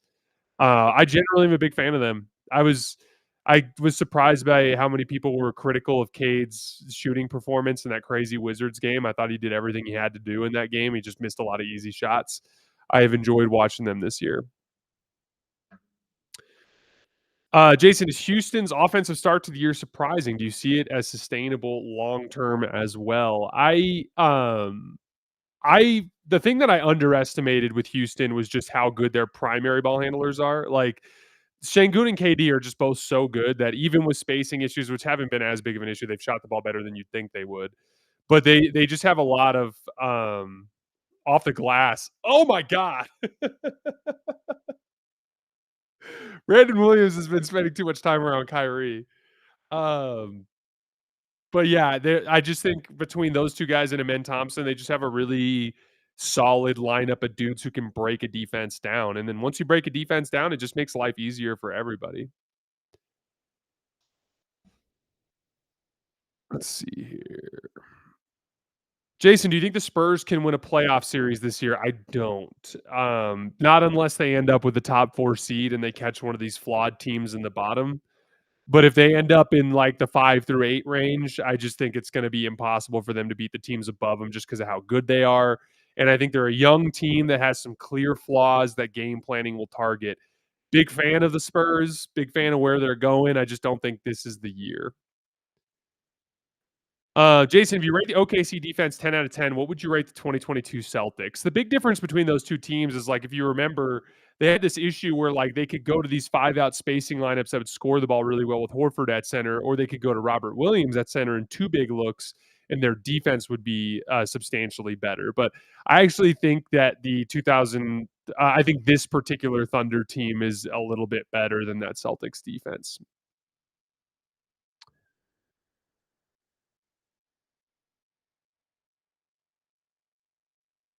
Let's see. Better season, Raptors or Bulls? I've been more impressed by the Raptors. I thought the Bulls were a little bit of like a transition merchant in the sense that like they were scoring really, really well in transition, shooting the 3 really, really well, but there were some really like negative indicators they had early on. Their half court offense wasn't very good.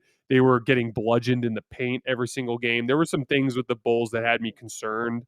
The thing with the Raptors is they have a good combination of playmaking talent. They play really good drive and kick basketball, and they've actually shot the basketball really well this year as well. And That was the big question mark for them coming into the season was how well will they shoot the basketball. So I'm a little bit higher on the Raptors than I am on the Bulls.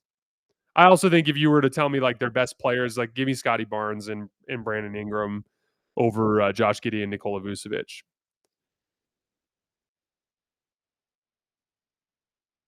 Let's see. When the Suns started 8-1 last year, they barely had a positive net rating. This year, they're top 9 in net rating. Does the team look better this year? It's one of those things where, like, there's a certain amount of, like, they're playing better basketball even though they're not as talented. There were redundancies in the past with the Kevin Durant, Bradley Beal construct, and one of the things is, like, Devin Booker is such a good player, he can leverage himself in a way as an offensive engine that he can keep a high offensive floor.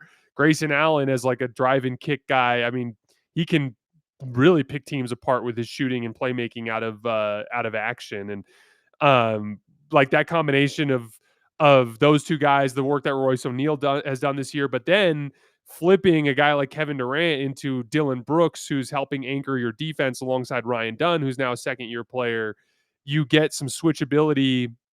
You get some switchability out of your um you get some switchability out of your bigs like Oso. They're just really good on defense. And so they're like, even though they're not as good on paper, they don't have as much total talent. There's a certain amount of like compatibility of their talent without much crossover that's allowing them to kind of outkick their coverage a little bit.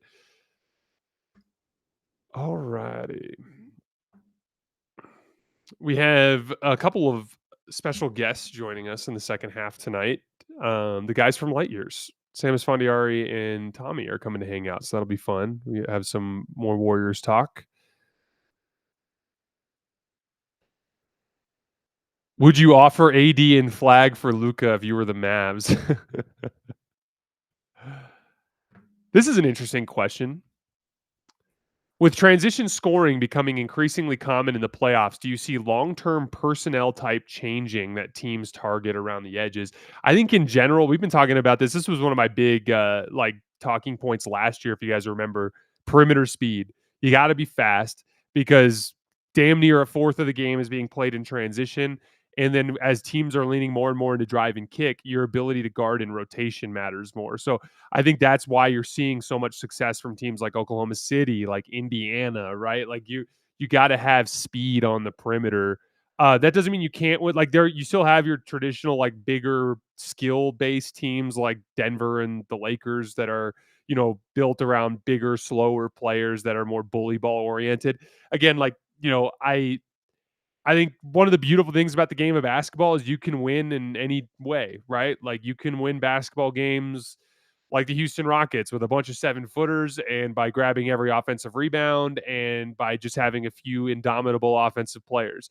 You can win games like the Oklahoma City Thunder by defending and rebounding and having one elite shot maker. You can win games like the Nuggets or the Lakers with like big playmaking shot creators and high level offensive skill. And then you just have good attention to detail and you're always in the right spots on defense. Like you can win in so many different in so many different ways. And I think that's what's beautiful about the game of basketball.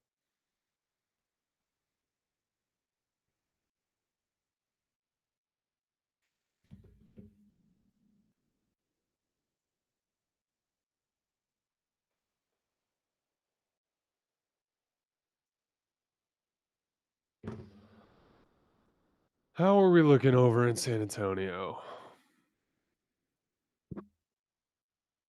We're getting Peja Stojakovic highlights over on Amazon Prime.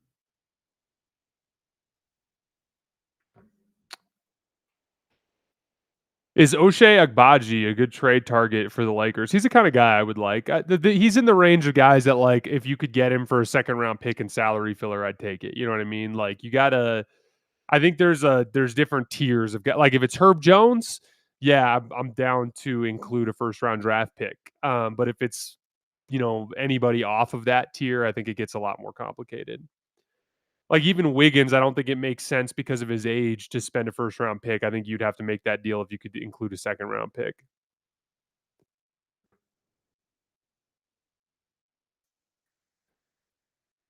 Kalen, this is an interesting question. Who's the worst team in the league currently and in the future? I Here's the thing. I like Washington's young players. They're 1 and 11. I like their young players. I think they're going to be good. Indiana, they're going to be back with Tyrese Halliburton. They're going to find a center. They have this core that works, a play style that works. They're going to be there. The teams that it gets really sketchy for are like New Orleans and Brooklyn because they don't have any sort of like foundationally great take us to the promised land type of player and no real pathway to achieve that. I think it gets really dark if you start looking at a team like Sacramento too, because it's like they're mediocre right now, destined for a rebuild, nothing really substantial to build around as well.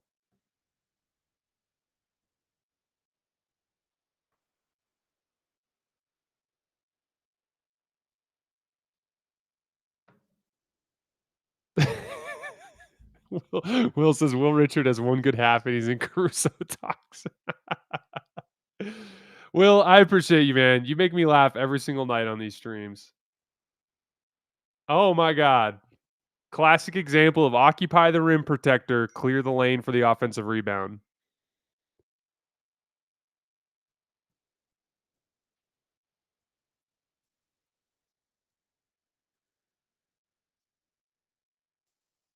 Little double from one pass away. They're in rotation. Way to not foul. Good rebound. This would be a disastrous loss for the Clippers. My goodness.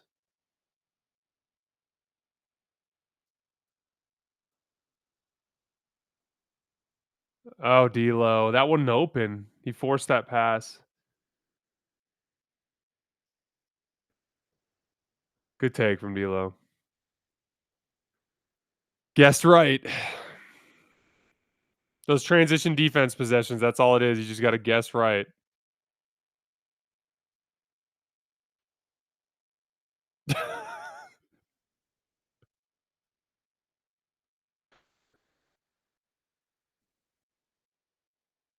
All right, Mavs with the ball. Chance to take the lead or tie.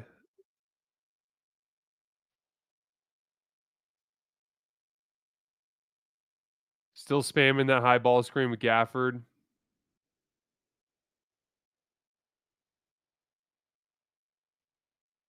Made it.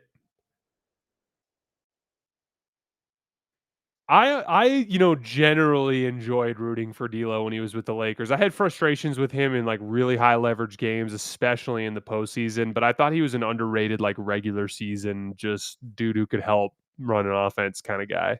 I thought he was a good pickup for Dallas. Oh my God, where's the foul there? I thought Christie had good verticality. It looked like he got all ball up top.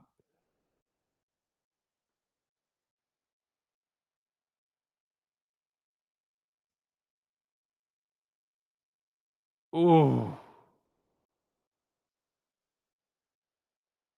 Yeah, I guess. I think you could go either way with that one.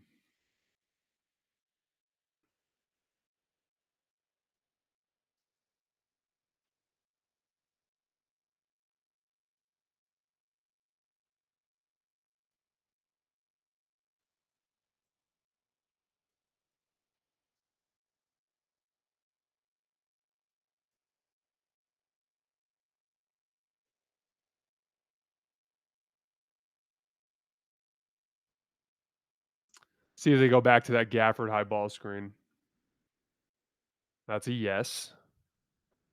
Very rudimentary here. No off ball player movement, no nothing. This is pure brute force basketball. Very Jason Kidd.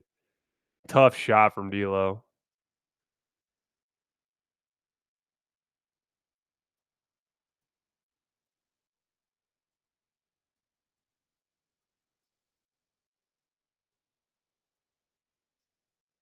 They're in the gaps on Harden here. Good D. What a shot. That was an incredible shot from Harden. Same thing. Oh, a little too much dip on your chip there, D'Lo. You've been shooting all those short rangers.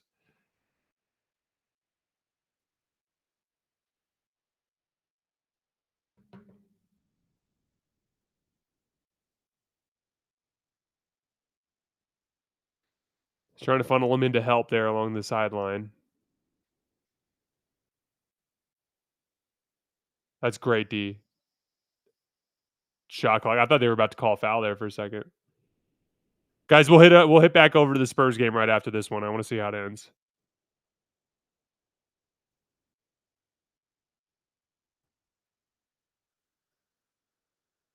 It's good defense from Cooper. You just gotta be careful with that like little grifty thing that Harden does.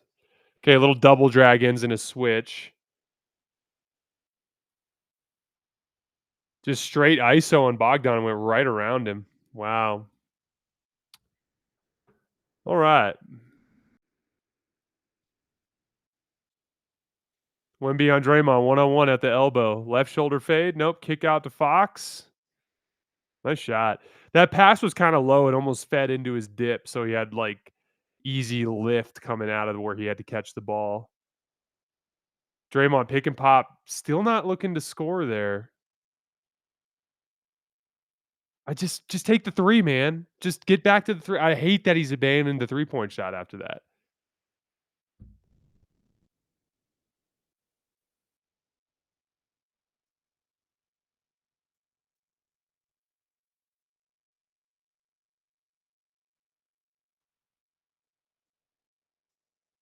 Nice deep post position, left shoulder hook or right shoulder hook with his left hand. Will wanted to take that. Back cut from Moody. Richard. Dude, he got the air under that one. Sam, what's up, dude?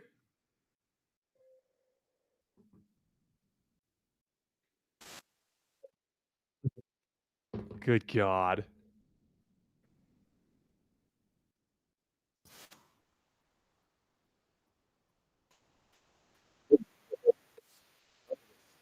Hey, buddy.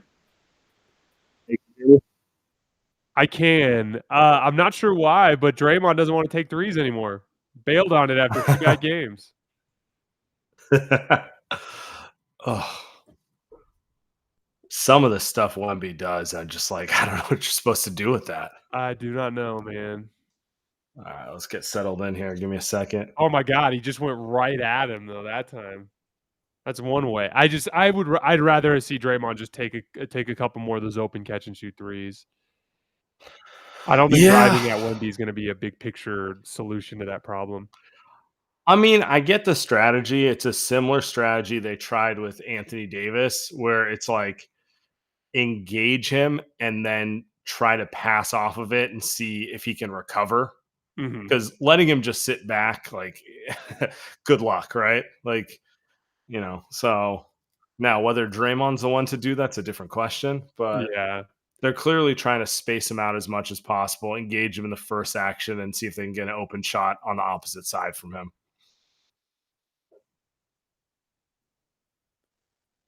Pin down for Steph. Jimmy's got the angle. To your point, that's a kind of a good example. You run the little decoy action with Steph to get Wemby to just kind of lean that way, and then Jimmy drives. But Yeah. Wemby is just he covers so much ground, man. I mean, it's you're trying to find like the best of bad options, right? Like you can't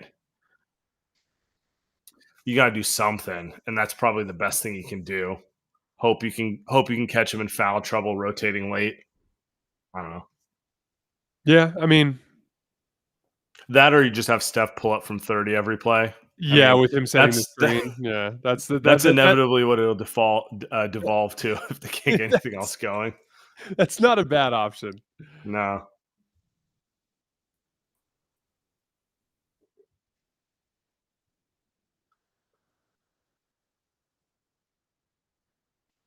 God, way too much is being made out of these comments.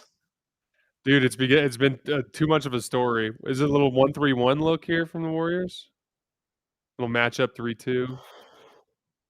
Of Draymond, you rarely see a bad Draymond closeout. That was a bad Draymond closeout there. Gonna piss him off because it was Harrison Barnes.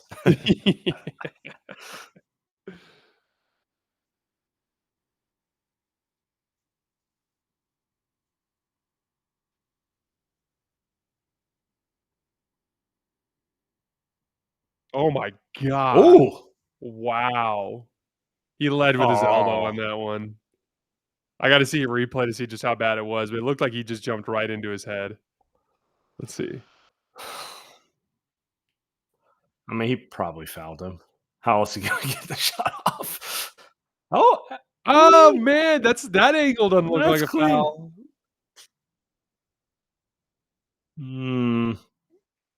Could they have chosen two shittier replay angles for that? I would love to have seen it.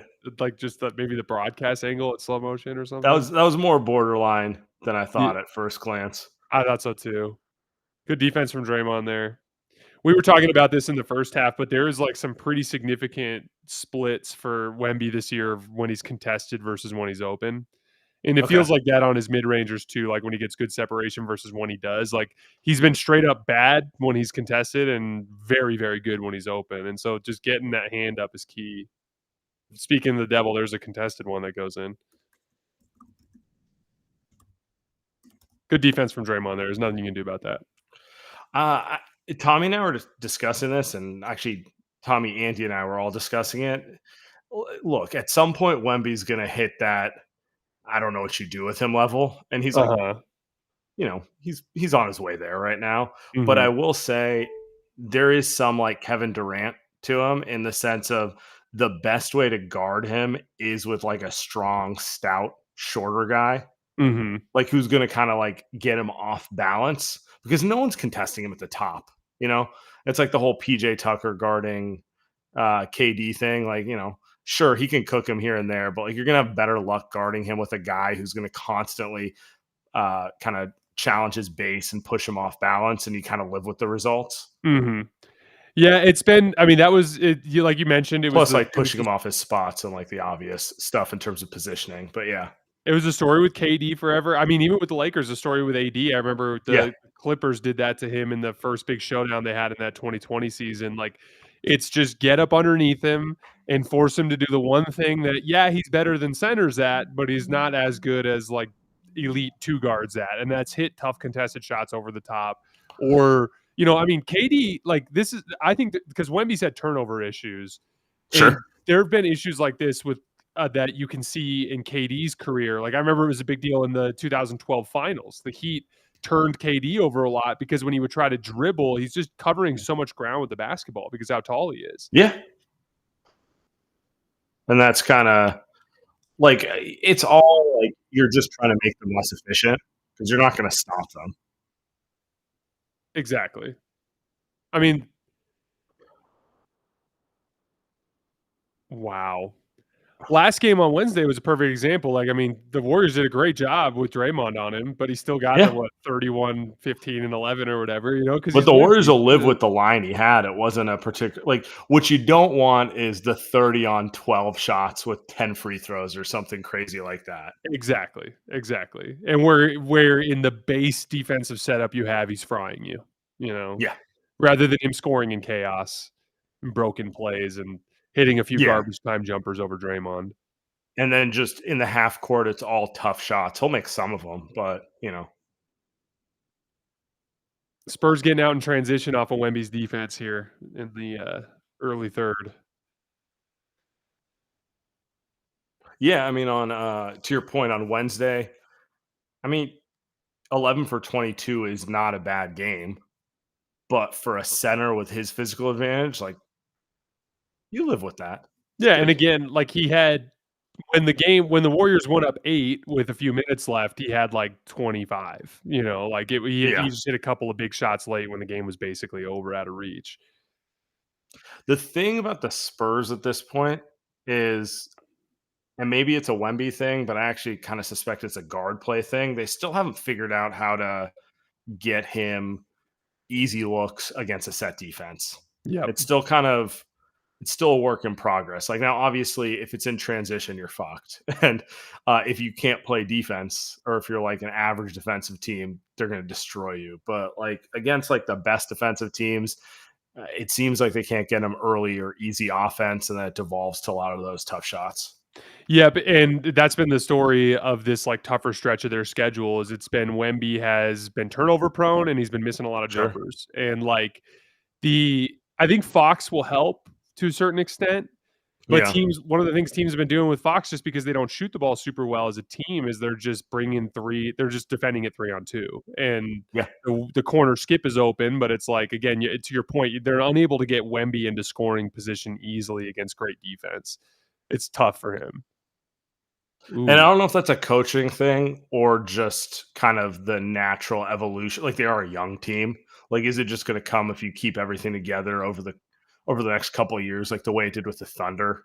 You know, it just feels like the Thunder, for example, just get easier and easier offense the more mature and more confident they get as a unit. But like a couple of years ago, it was like, yeah, Shea's phenomenal and what they're doing is great, but they can be prone to get stuck into some like very tough, grinded out offense. I mean, yeah, that was as recent as last year in the postseason, even to a certain extent. I think they've looked a lot more fluid this year. I think, well, and to the point you're making, like, so Mitch Johnson, the way he addressed the double teams, which Golden State's not really doing, but one of that you saw Phoenix do, that you saw the Lakers do, that you saw a lot of these other teams do. They're trying to put him at the elbows in like a face-up situation. Usually with Devin Vassell on the opposite wing, they're one of their better above the break shooters. And then they moved Steph Castle to the dunker spot off of the opposite block.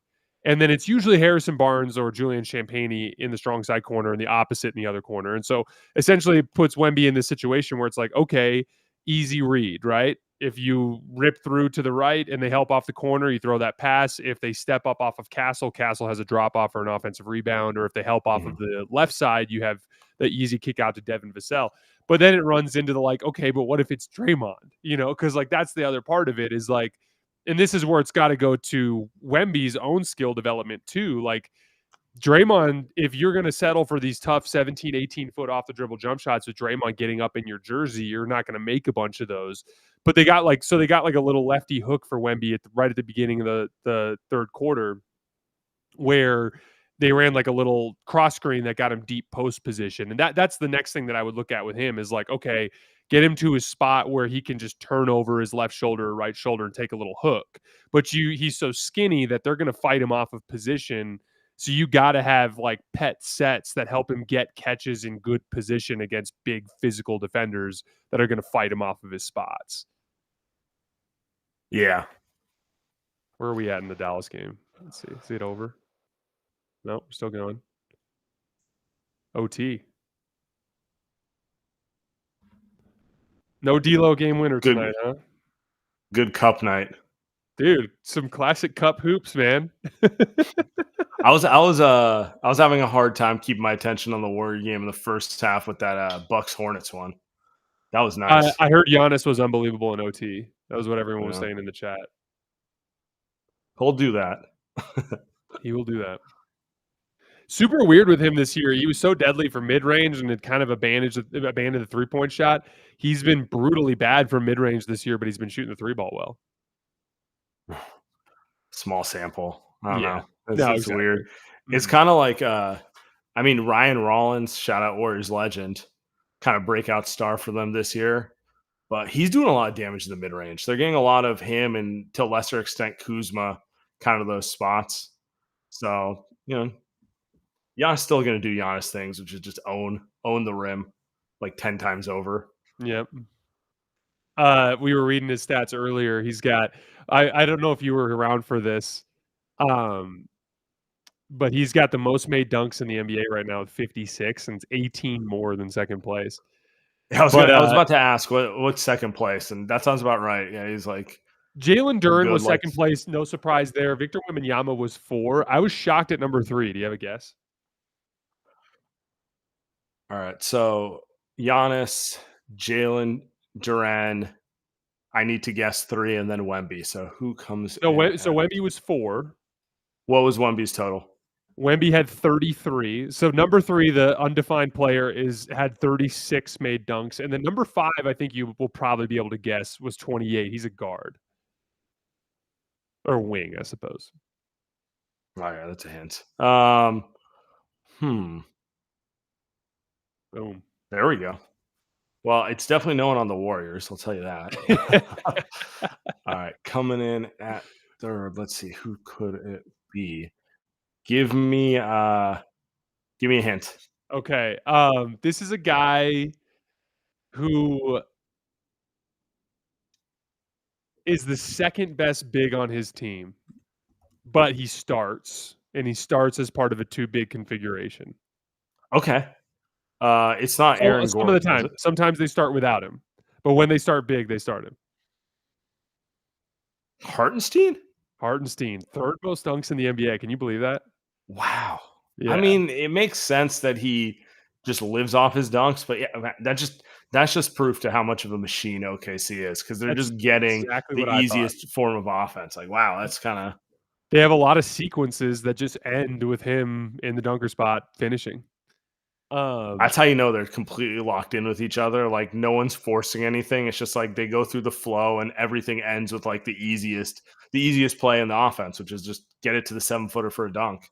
Yep. That's arguably the best. Like, you know what that reminds me of? That reminds me of like the 2015 or 16 Warriors, where like it just possessions just end with bogut dunks, like Yep. that sort of thing. Where you're just like, this is just a testament to how easy and fluid the offense is right now. Yeah, or Iguodala dunking on baseline cuts. Yeah. So can you guess who the forward is who was at 5th with 28 made dunks? You should be able to get this one. I feel like that's intimidating. So it's a forward. I'm assuming it's someone who plays with the ball in their Guard hands a little bit. forward, definitely not a big, definitely not a point guard. Guard forward, kind of hybrid. 28 made dunks this year. Dunks everything. Plays in the dunker spot a ton. Jalen Johnson? Nah, he's a forward. He's top of mind right now because of the game he had last night. Yeah, I'm guessing it's a younger player. younger player. One of the most hyped up young players in the league right now. Oh, Anthony Edwards. Nope. Good guess though. I think the injury might have hurt him there, and then Minnesota just has such. Yeah, that makes sense. Spacing. Let's see. Who can we go with right now? It's not Cooper Flag. No. It's not. Oh, Jimmy. Cade Cunningham. Oh, no. What do we got going on here? Come on, pods. Please.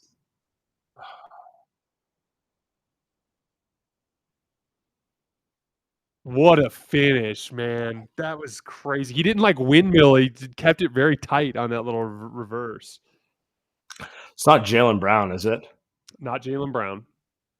It's not Jalen Green. Amen Thompson? Amen Thompson. There you go. There we go. You're right. That was way too obvious for me not to get. It's okay. It was one of those ones where you could tell right at the beginning you're just a little psyched out. That was it. Yeah. This is the funny one to me though. So there are 6 players, that are tied with 4 missed dunks. Daniel Gafford, Cooper Flag, VJ Edgecombe, Shaden Sharp, Asar Thompson, and Jared Allen. One player leads the field though with 6 missed dunks. You want to take a guess of who Westbrook? that is? No. That's just mean. That's the same. That's the same guess Jackson had it. I didn't want to be mean, but I wanted to be like, I'm not sure Westbrook's been over the rim 6 times this season. Missed dunks. Give me a hint. Give me some. Nah, it's not DeAndre Ayton. Say it again. It hits close to home for you. Oh, let's see. Which Warrior players? Is it Draymond? Is it GP2? Kuminga. 6 missed dunks this year. He's 14 for 20 on dunks. Oh, I'm curious on those stats because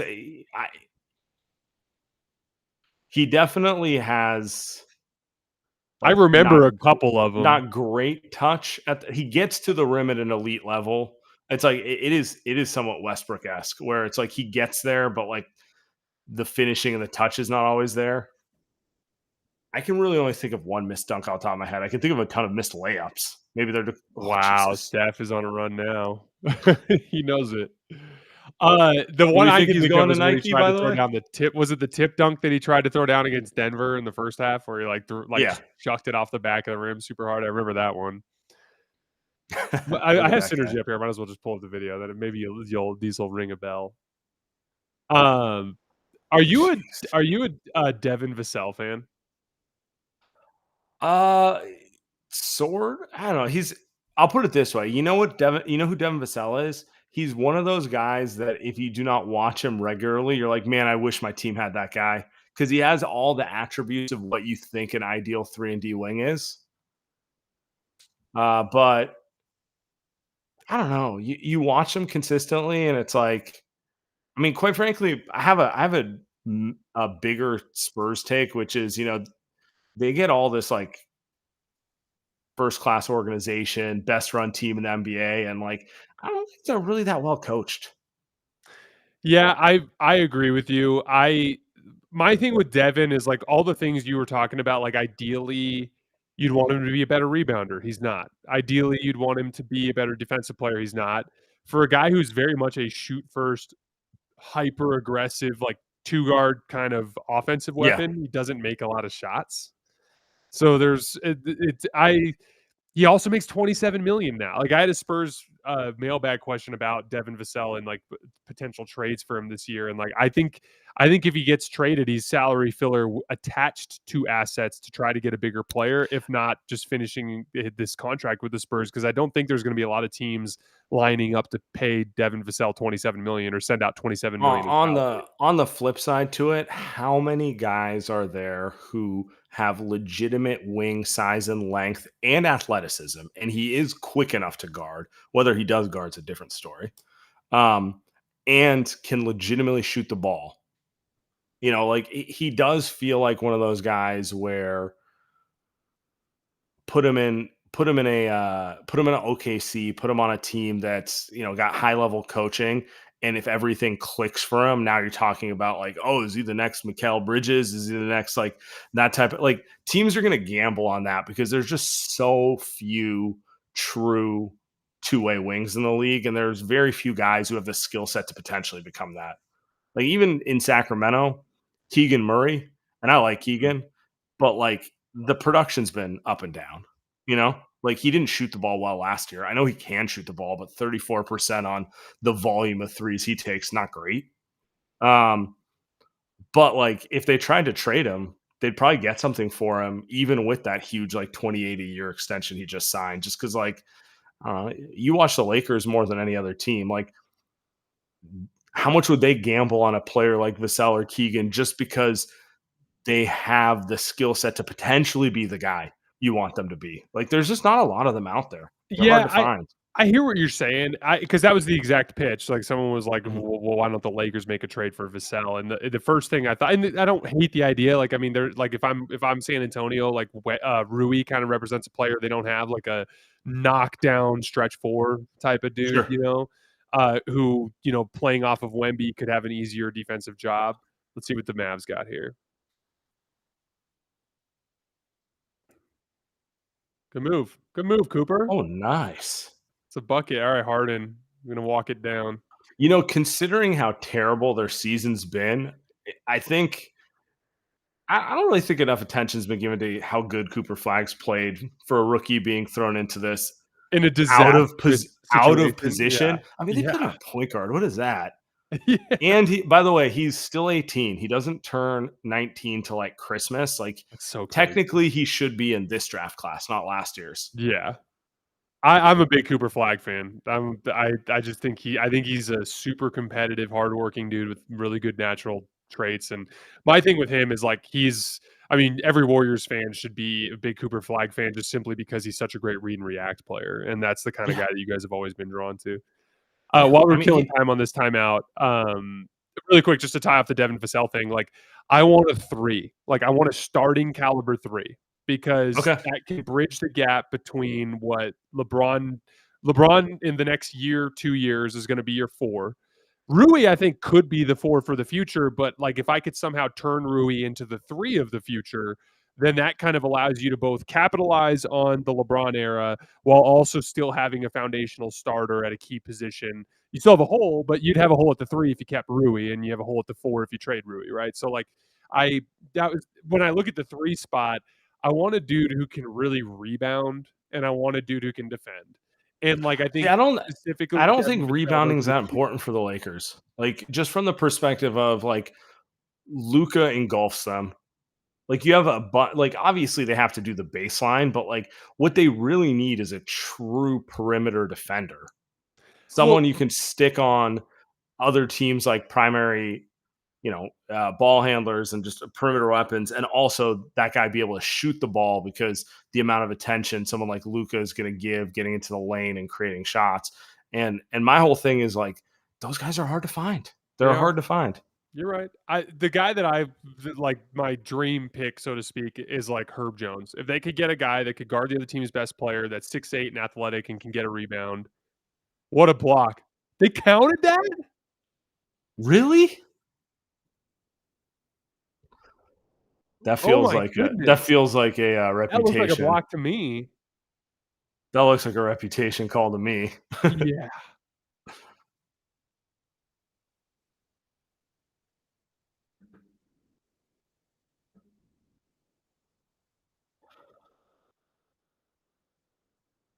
Oh, it's so close. He winded up a little bit more than he needed to. I think that's at the top. I think that's a block. I don't think that's on the way down. But are they going to reverse it? That's always like the crappy thing with these. Like, it has to be overwhelming to overrule the decision on the court. It is literally. I think you're right. It's at the top. It is clean. Top. That is well timed. Block. Steph is feeling it.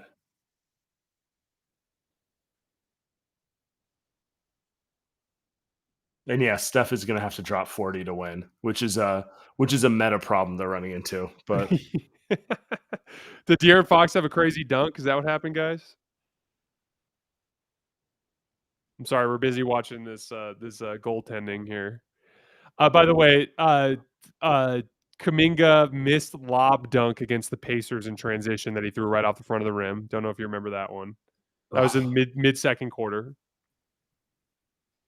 I mean, there's just so many similarities between him and Mathurin, and I don't mean that in a negative way. Like, they're wild cards. Wild cards can win you games, but the conversation around him is so tiresome because there's like this idea that he's not a wild card player.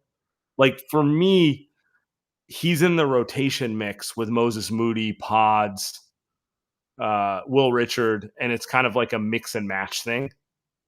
Oh my God, look at that. Okay. Where's this technology? I've never seen this before. What are we doing here? We have shot tracking data being given to the officials. It's like I'm watching tennis where they do like all right. Did not hit the line. 3 minutes left against Sacramento. He tries to dunk on Drew Eubanks and gets rim stuffed.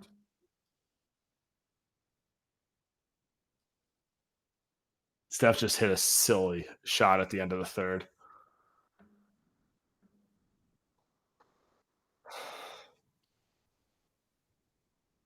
He just scored 14 straight to end the quarter.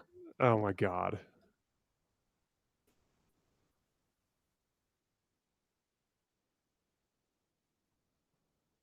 And they're down 2. Well, we're going to have a fun fourth quarter over there. Yeah, Utah got a good game. What is Dallas going to run here?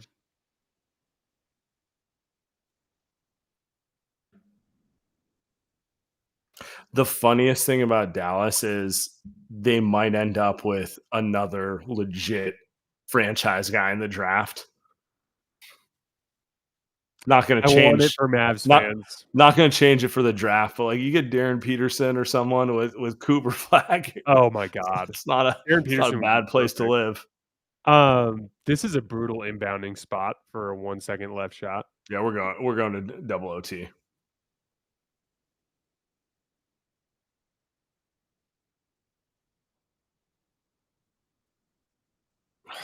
Christie didn't even get a shot up.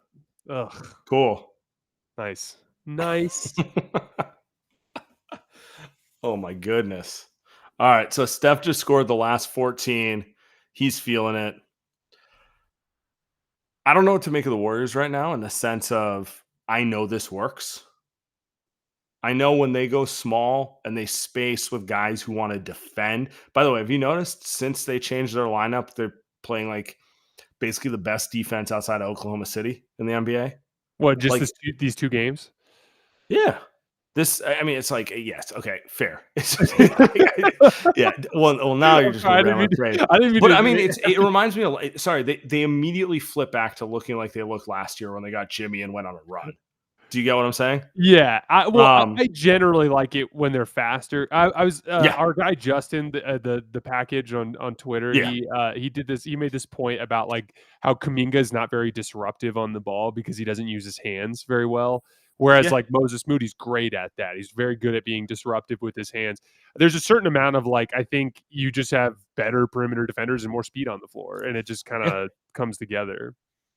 I was looking into the numbers because, like, intuitively, I know all that stuff you do. Like, to your point, Justin, like, you watch the Warriors, you see it. But I was just curious on the numbers.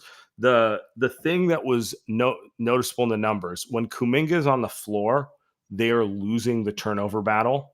They're turning the ball over at a rate that puts them bottom 5 in the NBA, which is terrible. And they're not really they're like disruptive at a league average rate. Like you got Draymond, you got Jimmy, you got guys who obviously are going to get deflection, steals, whatever it may be. They take Kuminga off the floor, and like pretty much every other player on this team uh, is disruptive first defensively. I would define like even Pods. Pods gets his hands on a bunch of stuff. He leads the team in steals and blocks. Jimmy obviously known for it. Moses Moody has been phenomenal at it this year. Will Richard, that player, like all these guys, and the turnover differential just flips that way. They go from a bottom 5 turnover team to top 10, like Mhm. low turnovers on the offensive end, and then they just turn the other team over. It's really just that simple. It's really that simple for them, right? Like win the turnover differential, and I like where they're at. Jackson had this question earlier, and I think it's an interesting one. Wow, that's so weird. Stack pick and roll with Wemby as the back screener. You won't see that very often. That's a good look. Left it short.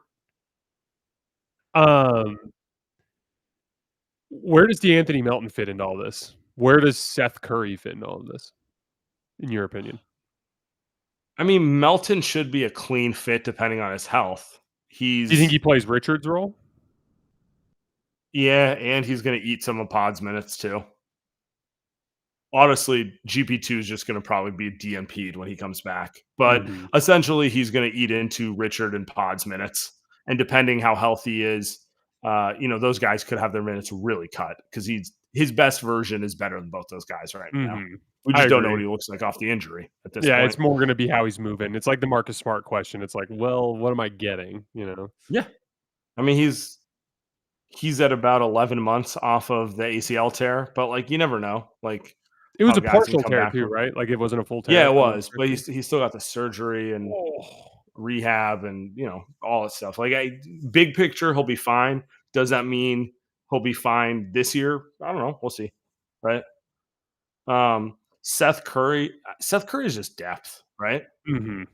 But a nice depth to have. When Steph sits a game, just having another guy who can shoot the ball, or when Big you have one shot of from those Pod. games where no one's getting it going and the offense is clogged, you just want to throw a shooter out there. Mhm. I think he's at that stage of his career where he's just deep bench shooter.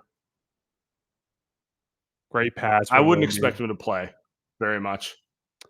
Yeah, I think it's one of those things too where it's a little bit of Buddy Hield insurance too. If like Buddy Hield has a game Sure. where his head's not in it, you have a reasonable facsimile of him that you can throw out there.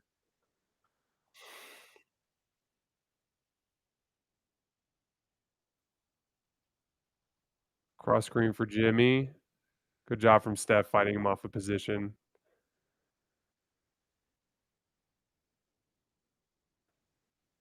Dude, what about that little post two-way sequence in the first half?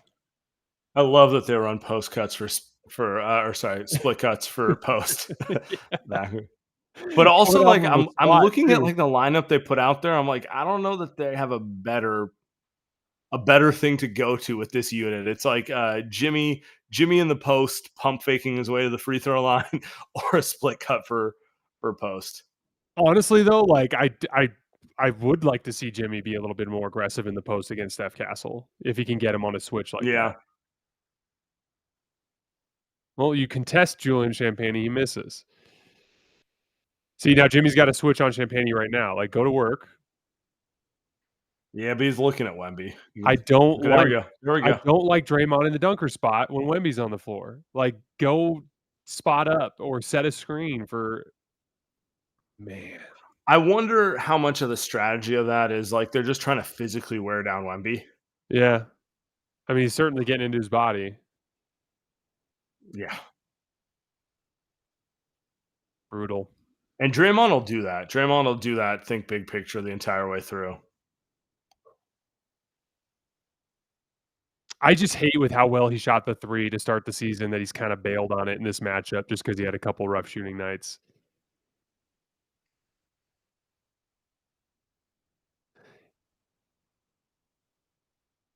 Wow, James And Harden. aside, this Clipper logo and the box score makes me keep thinking it's the Wizards. Yeah. Throwing There's me no off. red anywhere. Well, I guess there's a little bit on the numbers, but yeah, it's a lot of red. Oh, I'm surprised Cooper didn't get that. No D'Lo. Man. This would have been a disastrous loss for the Clippers if they blew this one. They were up like 12 when we first turned it on in mid fourth quarter. Yeah. A little look off from James there on the right before the layup. Is there a team that makes sense for a James Harden trade if the Clippers decided to blow it up? Can they even do that? They don't own their draft picks. I know, but what if they were able to get a draft pick for James if they traded him in an effort to reestablish the trove? I mean, it at a certain point, a draft pick is better than no draft pick, even if you're bad. I don't know. They can always buy players through their through the satellite philanthropic efforts, companies. right? We'll give this one more possession, and then we'll move back.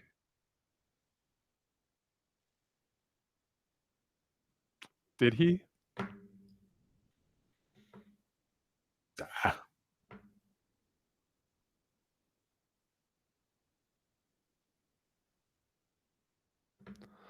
All right. Do you think they bring? I'll give you early? the obvious one for Harden. Let's hear it. The Rockets. Oh man, They that'd need a be ball handler. terrifying. They need That'd a be ball scary. handler.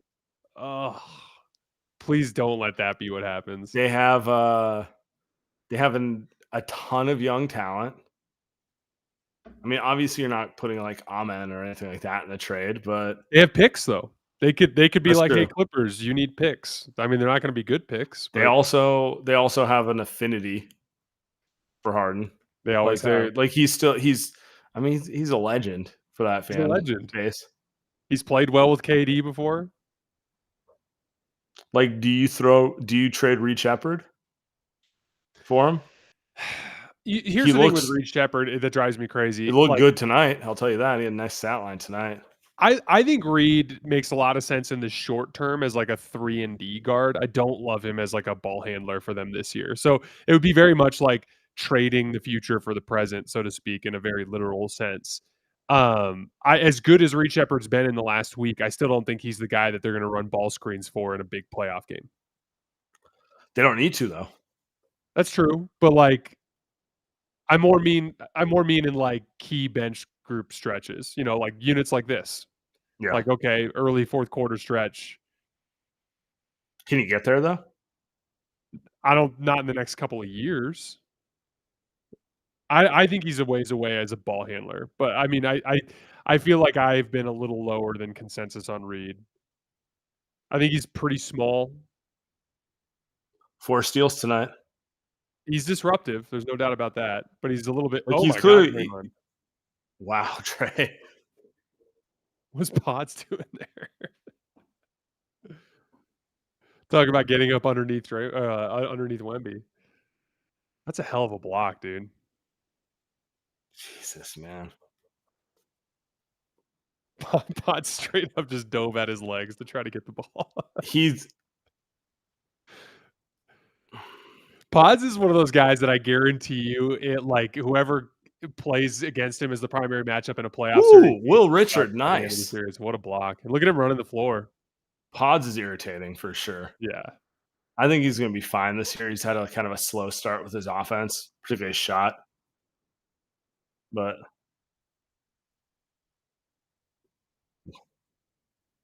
there we go.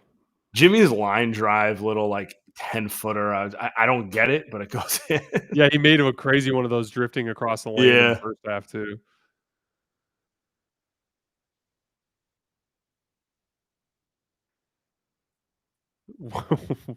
Mike says White Shohei ain't lasting long. I love White Shohei as a nickname. So I just refer to him. Oh man. Draymond had a quote in preseason, which was like 100% of pods. It's like, you need to keep some stuff to yourself.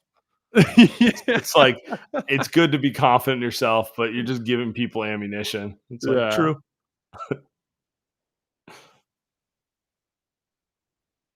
I've generally been a fan of Pods over the years. I think that he can have some games where he has a little too much dip on his chip as an ambitious, like, kind of shot maker.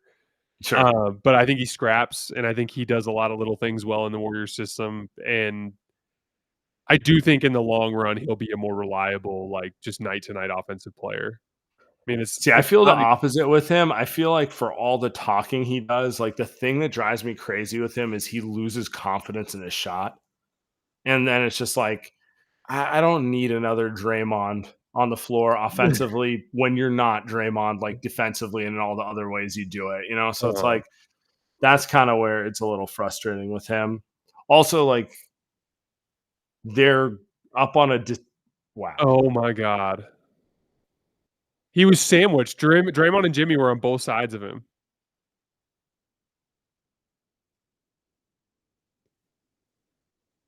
What's the beef here now? Steph's back. Oh, they're trying to say the foul was on the ground.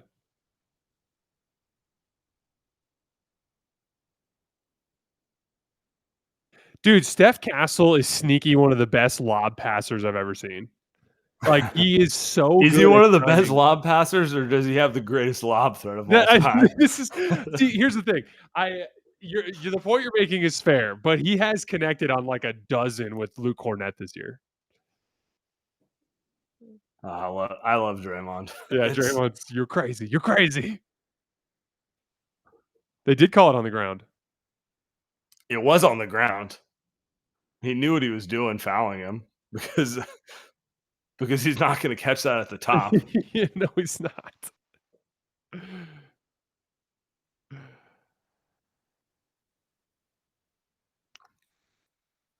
We're still arguing about it. I mean, Draymond's doing what you got to do in this matchup. Like, it's not about to out talent Wemby here. You got to win every other little margin so you can get under his skin a little more. You're absolutely right. Oh, I hate that call. They're just fighting for post position, man. He's got 5. Yeah, that's unideal. All right, Al Horford, get up. Al's look brutal this year. I'm not gonna lie to you. Yeah, he has, but it's a foot thing, and I can totally see how that would be affecting his game, like, especially as a bigger player. I had a stress fracture in my foot, and, like, legitimately, even after I was healed, it took me, like, 6 months to start moving around really well again. Like, I can imagine that it's having a pretty decent impact on him. He's old as shit too, so it's like, it's like the natural. Okay, Jimmy's fighting him off his spot. I mean, it makes sense. That was a really nice skip. Good contest from Pods, though. What'd they call here? What?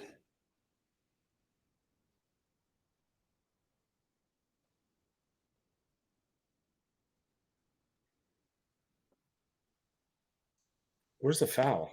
Yeah, I don't know what they saw there. They're not letting anybody touch Wemby right now.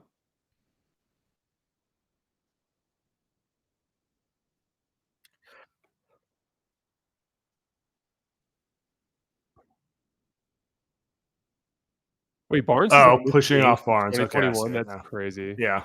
Wow. It's kind of a touch foul, but yeah, a little bit of a flop there from Harrison Barnes. That's a crazy Iron Man stat there, Mr. Harrison Barnes. That's a veteran play by Barnes though. That was he barely got touched. He made sure the ref saw it. Mm-hmm. He had inside position too, which is what he's trying to leverage for the call there. It's a foul. Yeah. Wemby's up this time. He learned his lesson. All right, so Horford's got to make it pay with the pop. Missed that one.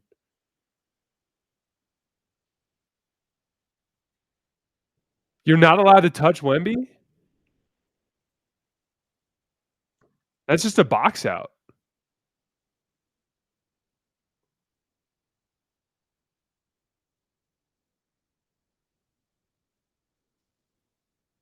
Yeah, I can see the way this game's going.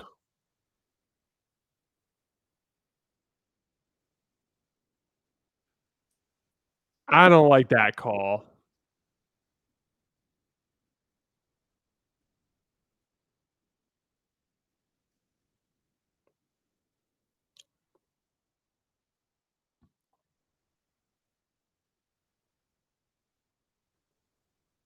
Yeah, those are again by the book maybe, but those are pretty weak under the circumstances. You can tell what's happening is it got really chippy on that lob, and now they're trying to kind of regain control of things before it gets out of control.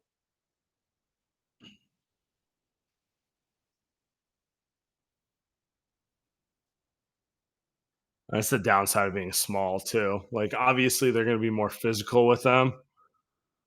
That's true. The ref starts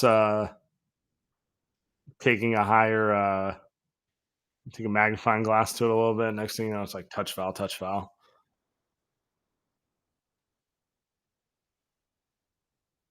All right, Warriors need a bucket here on this possession. Let's see what they go to. They need a bucket badly, and they need to get this game out of the half court. Yes, they do.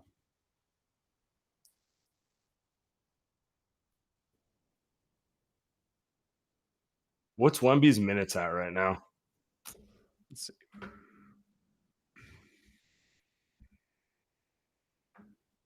Little off-ball screen for Steph. Drew foul. Wemby is at 31, 32 minutes. So he's on pace for 38 if he stays the whole game. yeah. Dude, I hate this new ESPN box score setup. I constantly am reading points as minutes and minutes as points. I was doing that too. I was like, "There's no way he's at 19. What is this?" You know how many times I've opened up the ESPN box score app in the last week and been like, "Holy shit, 5 dudes with over 25 points in a game." No one asked for it. Yeah, We're all used to minutes being the first column. Relax. Yeah, I never ever once opened up the ESPN app and was like, "This needs to be tweaked." I don't know. Also, like, who brought that up in the meeting, and who like, and then who was like, "This is what we need to do." Like, I just don't understand how like the genesis of this sort of thing. And it's like a tool that we use so much, you know. You know what it is? It's someone on like the engineering side being like, "Oh, what if we rearrange this in a different Yeah, way?" Not essentially an app understanding like designer, the programmer way type. it's written is like the way all box scores are have been written for my entire life, if not like the entire life of basketball. Like it's not arbitrary. Like it's just kind of the. Oh. You gotta concede that shot though to Sohan there in that spot there with Horford roaming. That's just a coverage beater is all that is. No way. God damn, Steph.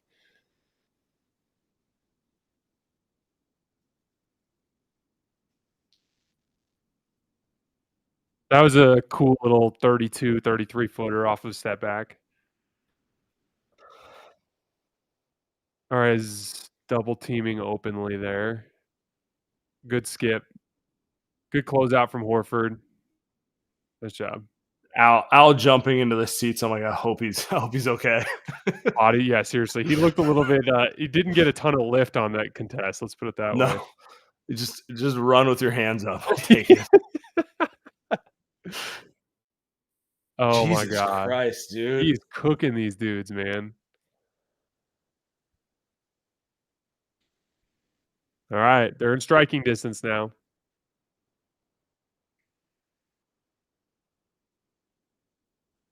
That's a coverage beater too. Dude, Steph is just such a cheat code. Like Wembanyama is the best defensive prospect of all time. Like I've just never seen a guy that size have that kind of fluidity, and it's just the ultimate. Like that's cool. What if I just shoot from anywhere on the court at any time?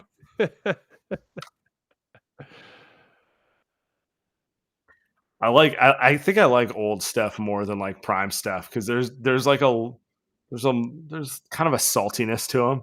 Like Oh there's yeah, a he's had that attitude all season this year. He's been just last couple of years. yeah. Like it's like he knows he's closer to the end, and there's a lot of like Oh fuck my everyone. god, this is unbelievable, man.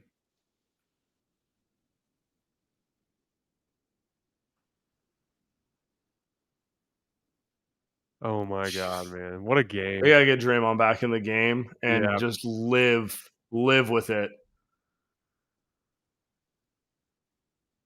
If you had to assign percentage odds to Draymond fouling out and then also getting a technical if in his next shift, what is it higher than 50% or lower than 50%? 5-minute mark, it's probably higher than 50. That was an unbelievable. I mean, he's gonna live in the gray area with Wemby, Uh-huh. and if they're gonna call it, like, there's just no way he's gonna make it the rest of the way. Don't get too ambitious there, Moody. Good kick. Got to knock it down. Big shot, gee. Curry. Big shot. There's a couple of guys that have hit. Will Richard hit one in the first half with Wemby closing out on the corners. That cannot. Yeah, I was that one. I was just like, damn. That was the one I commented on. It's like, man, it's got to be freaky to shoot with that coming at you. Great defense from Pods. There. They call it Fallon Fox. Okay. All right, things are heating up here, guys.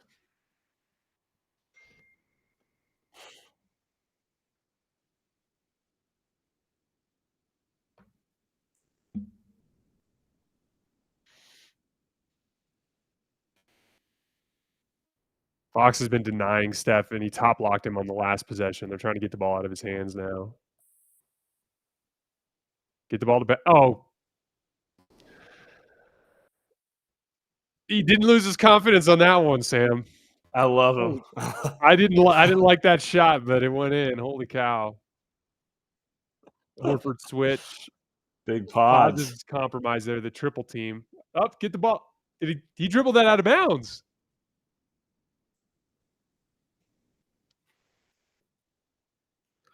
Warriors have no challenges left. They blew it on that one Draymond charge. I didn't understand why they challenged that. Steve's the worst challenge coach in the league. It's just because it's like Draymond jumps up and just starts doing this one. Just like and you know, he's a player's coach at the end of the day with his vets. He's like, all right, Draymond. Yeah, some of the chat saying Kerr has the worst challenge percentage. I don't know if that's statistically true, but it feels true. Good contest. Early jump from Steph. Pods didn't made a can't put a down. percentage on your players believing in you though. Don't do anything stupid. Yeah, it's true. Get the ball to Steph. Here we go. Let's see what they got. Two of them, Gary. Two of them, Gary. Two of them. What a shot. Oh, my guy. All right, so back-to-back threes for the Warriors off of clean double teams of Steph. Oof, that was almost an unbelievable defensive play from Gary. He was just a split second late. What a game, Sam. What a game. We got a good one. We got a good one. Finally got a good one. Is this what it's like? I was just potting for most of the other two ones. Bro, that's I mean, the Thunder Laker one is the real depressing one. It's like you get hyped for it, you know, Shea, Luka, it's going to be fun. And then it's 70-38. Not even halftime. You're like, oh. How are you feeling mentally after watching your team get utterly dismantled by the Thunder? It was kind of a weird week on that front. You know what? Like, I was annoyed. And then the post-game press conference actually got me juiced because I was like, all right, but my perspective on it was these dudes are either going to respond to this or the season's cooked. Like, and you know, give Draymond and Jimmy credit for it. Like, they said what they said and they backed it up and they knew exactly what they were doing when they did that. And so that's why like Draymond potting, like I don't need to hear your fucking lies, dude. You knew you were trying to light a fire under your team. You were absolutely trying to light a fire under your team, and it worked. It worked. They had their best game of the season, and maybe their second best one here. But you accomplished your goal there, which was just turn the temperature up on everyone and get everyone going, which I think is important for them. Honestly, like they're old. They're gonna at some point hit the tired spell of the season.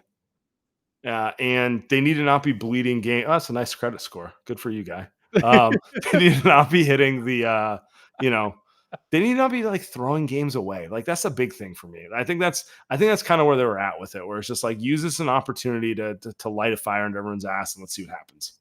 Yeah, I had no problem with the substance of what was said. I do think it's tacky when you play like crap and then go out and then start subtweeting the young guys. That was my one pushback, was like, you and Steph were terrible in that game. Like so that was the one. Yeah, but he backed it. My whole thing is, you say that, I better see something the next game. You're right. And they did that. So he does that, and then they go out there and lose to the Spurs or just look mediocre. I think it's terrible. But you do that and you back it up next game. All right. You like, clearly they want the young guys to buy in and just fall into line. Like, follow our lead, do what we say, and we're going to be fine.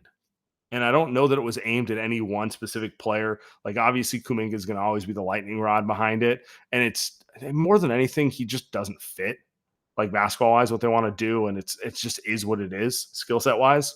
But you do that, you call everyone out, you better come out with a performance that makes them all go, okay, now listen. And they did. It's a hell of a stat line there, Mr. Steph Curry. Oh, these are all the shots we missed in that late third stretch, I'm guessing. Dude, he is dancing on every shot tonight.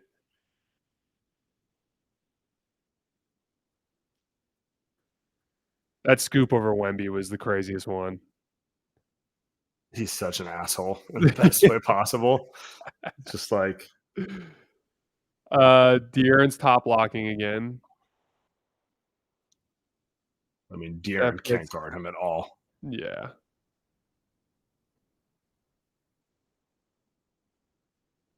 Good job from Fox there, holding up under the physicality. Jimmy was kind of grifting on that one, it looked like.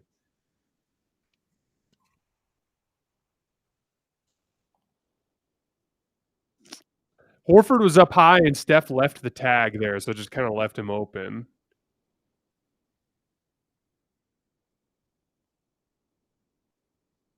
Again? Oh, he smoked that one. That was weird. Wemby didn't even go for it. Threw off his timing, though. Yep, it did. Ah.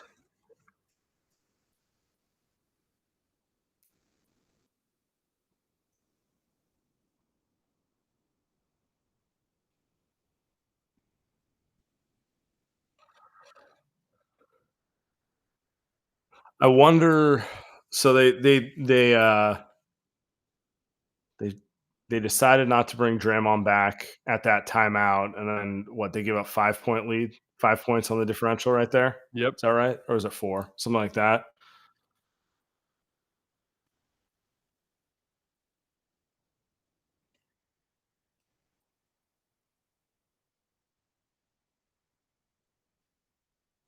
I don't know if that's going to get overturned. He's sliding just a little bit, but I think that's going to stand. You're right, though. I don't understand why Draymond's not in the game there. They're trying. I mean, I get it. Like, he was trying to buy a little more time. I just wonder if that's going to be the thing that they regret at the end of the game. You know? Mm-hmm. Yeah. Ultimately, yeah. You're playing the results. You get if the coverage works there, like if Horford successfully keeps the roller in front of him, or if Steph successfully tags, then I mean, honestly, Horford's just got to drop there because, I mean, let's say Steph does tag. That's still asking way too much for him to try to hang with Wemby on a deep seal. Like It's right also under his just like basket. what Draymond. If Draymond's in there, he's screaming and getting there quicker anyway. Yeah, So exactly.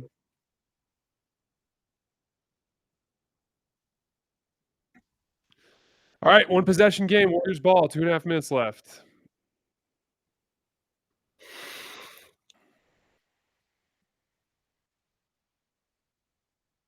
oh shit, it's already 9:0. I gotta switch my post game pod recording time. Change I'm the about to have time. it start in 20 seconds. I don't need it going live.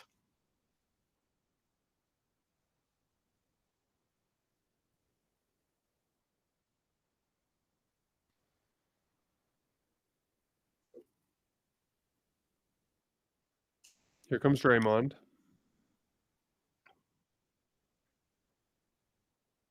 Starting Steph all the way under the basket. They're going to use him as a screener. Slips out on Jimmy. Oh, Jimmy, you gotta take that. Yeah, that's the Wemby effect. Yeah. Spurs defended that extremely well.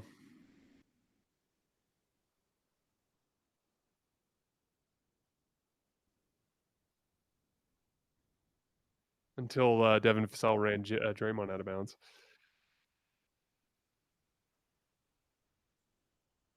Got him nice. on the back cut. Nice. One of the things there too, Draymond as the passing fulcrum pulls Wemby away from the rim. Yeah. And that's also they've been doing that all game. That's also led to the like, what is Draymond doing offensively trying to score to Wemby here moments? Yeah. But like I get it. It's like involve him in the initial action. There they go. They tagged him early that time. There that we time go. it was Jimmy. Kick out. No. Oh. Jimmy. Jimmy. He gave it up. Moody gave it up. Jimmy, you missed Steph open on the wing. Oh my God, what a sequence. That's so unlike Jimmy in transition. Steph was wide open there. Unbelievable bit of defensive playmaking from Jimmy, and the Warriors turn it over in transition. You're right. He missed Steph wide open. Steph didn't miss that one, though. Oh.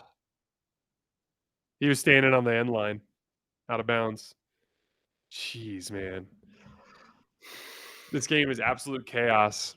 Steph is still pissed off he got left open. I think he's pissed also on the subsequent possession. He pulled he pulled his pivot foot way too quick, and he knew it. He knew it the minute he did because he was looking for Draymond to just get a relocation. What a pass. There's a little Steph gravity for a layup. Yeah.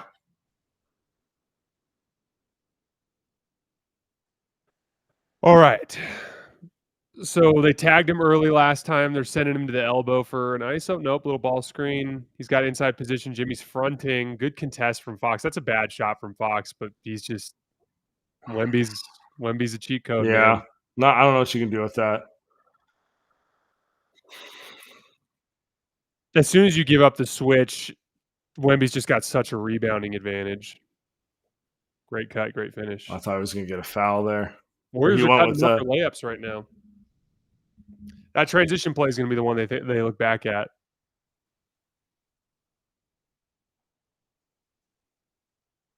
No switch this time. Pick and pop. Good contest. Oh, please. Left it short. Please give them bailout offense like that. Oh, my God. Ooh, oh, my God. Oh, my goodness. Oh, my God. What an unbelievable block on the 2-on-1. I was about to kind of like rip him for what was lazy offense on the other end, but he saved it the other end. Oh, my God. Sheesh. Dude, Fox is taking a couple of iffy ones here. All right, Steph.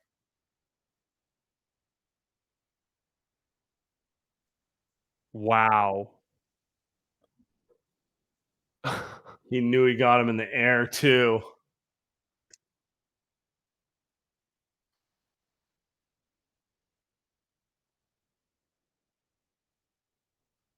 Dude, I got to see a replay of the block. Oh, my goodness. Unbelievable, man. Dude, De'Aaron Fox has made a couple of iffy shot selection decisions, and then he fouled Steph there. Not great.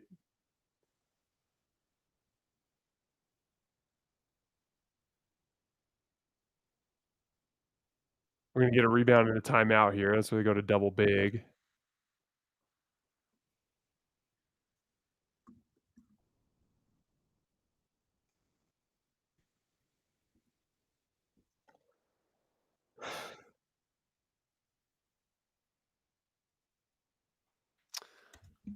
What do the Spurs go to here? I would try to not give the ball to De'Aaron Fox because he's been way off on his last couple jump shots here. I honestly would just try to run like some sort of cross screen around the elbow to get Wemby against Draymond or Jimmy. Just give it to Wemby at the elbow for what's going to be a shitty turnaround shot that he honestly might hit. I'd rather have him do that than Fox, but we'll see what they do here.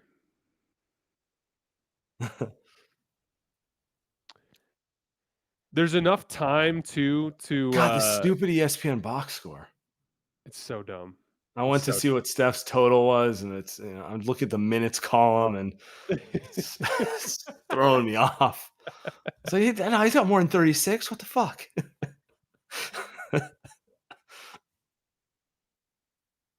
And to like to see the field goal percentages, you have to scroll over. It's so frustrating. 49 for Steph. Wow.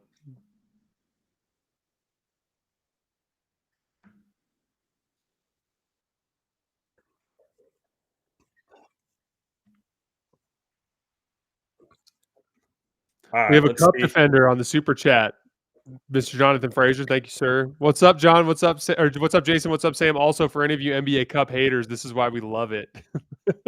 We got another cup head in here. Let's go, cup.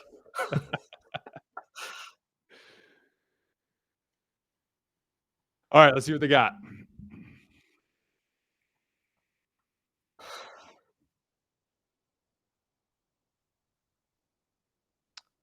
They have Wemby sitting off the ball. We'll take it. How do you not draw up anything for Wemby there? We will take it. Wemby uninvolved. So, okay, let's I guess go. I think what they're thinking there is let's put Wemby in offensive rebounding position. But, like, Fox was off on the jumper. Oh, wow. What an this was a textbook example of Steph Curry literally willing his team to victory. So many things not going their way in this game. Hey, some big shots by GP2. They defend their asses off. Brandon Podziemski too. Yeah. The one at the top. Took a big charge late in the game.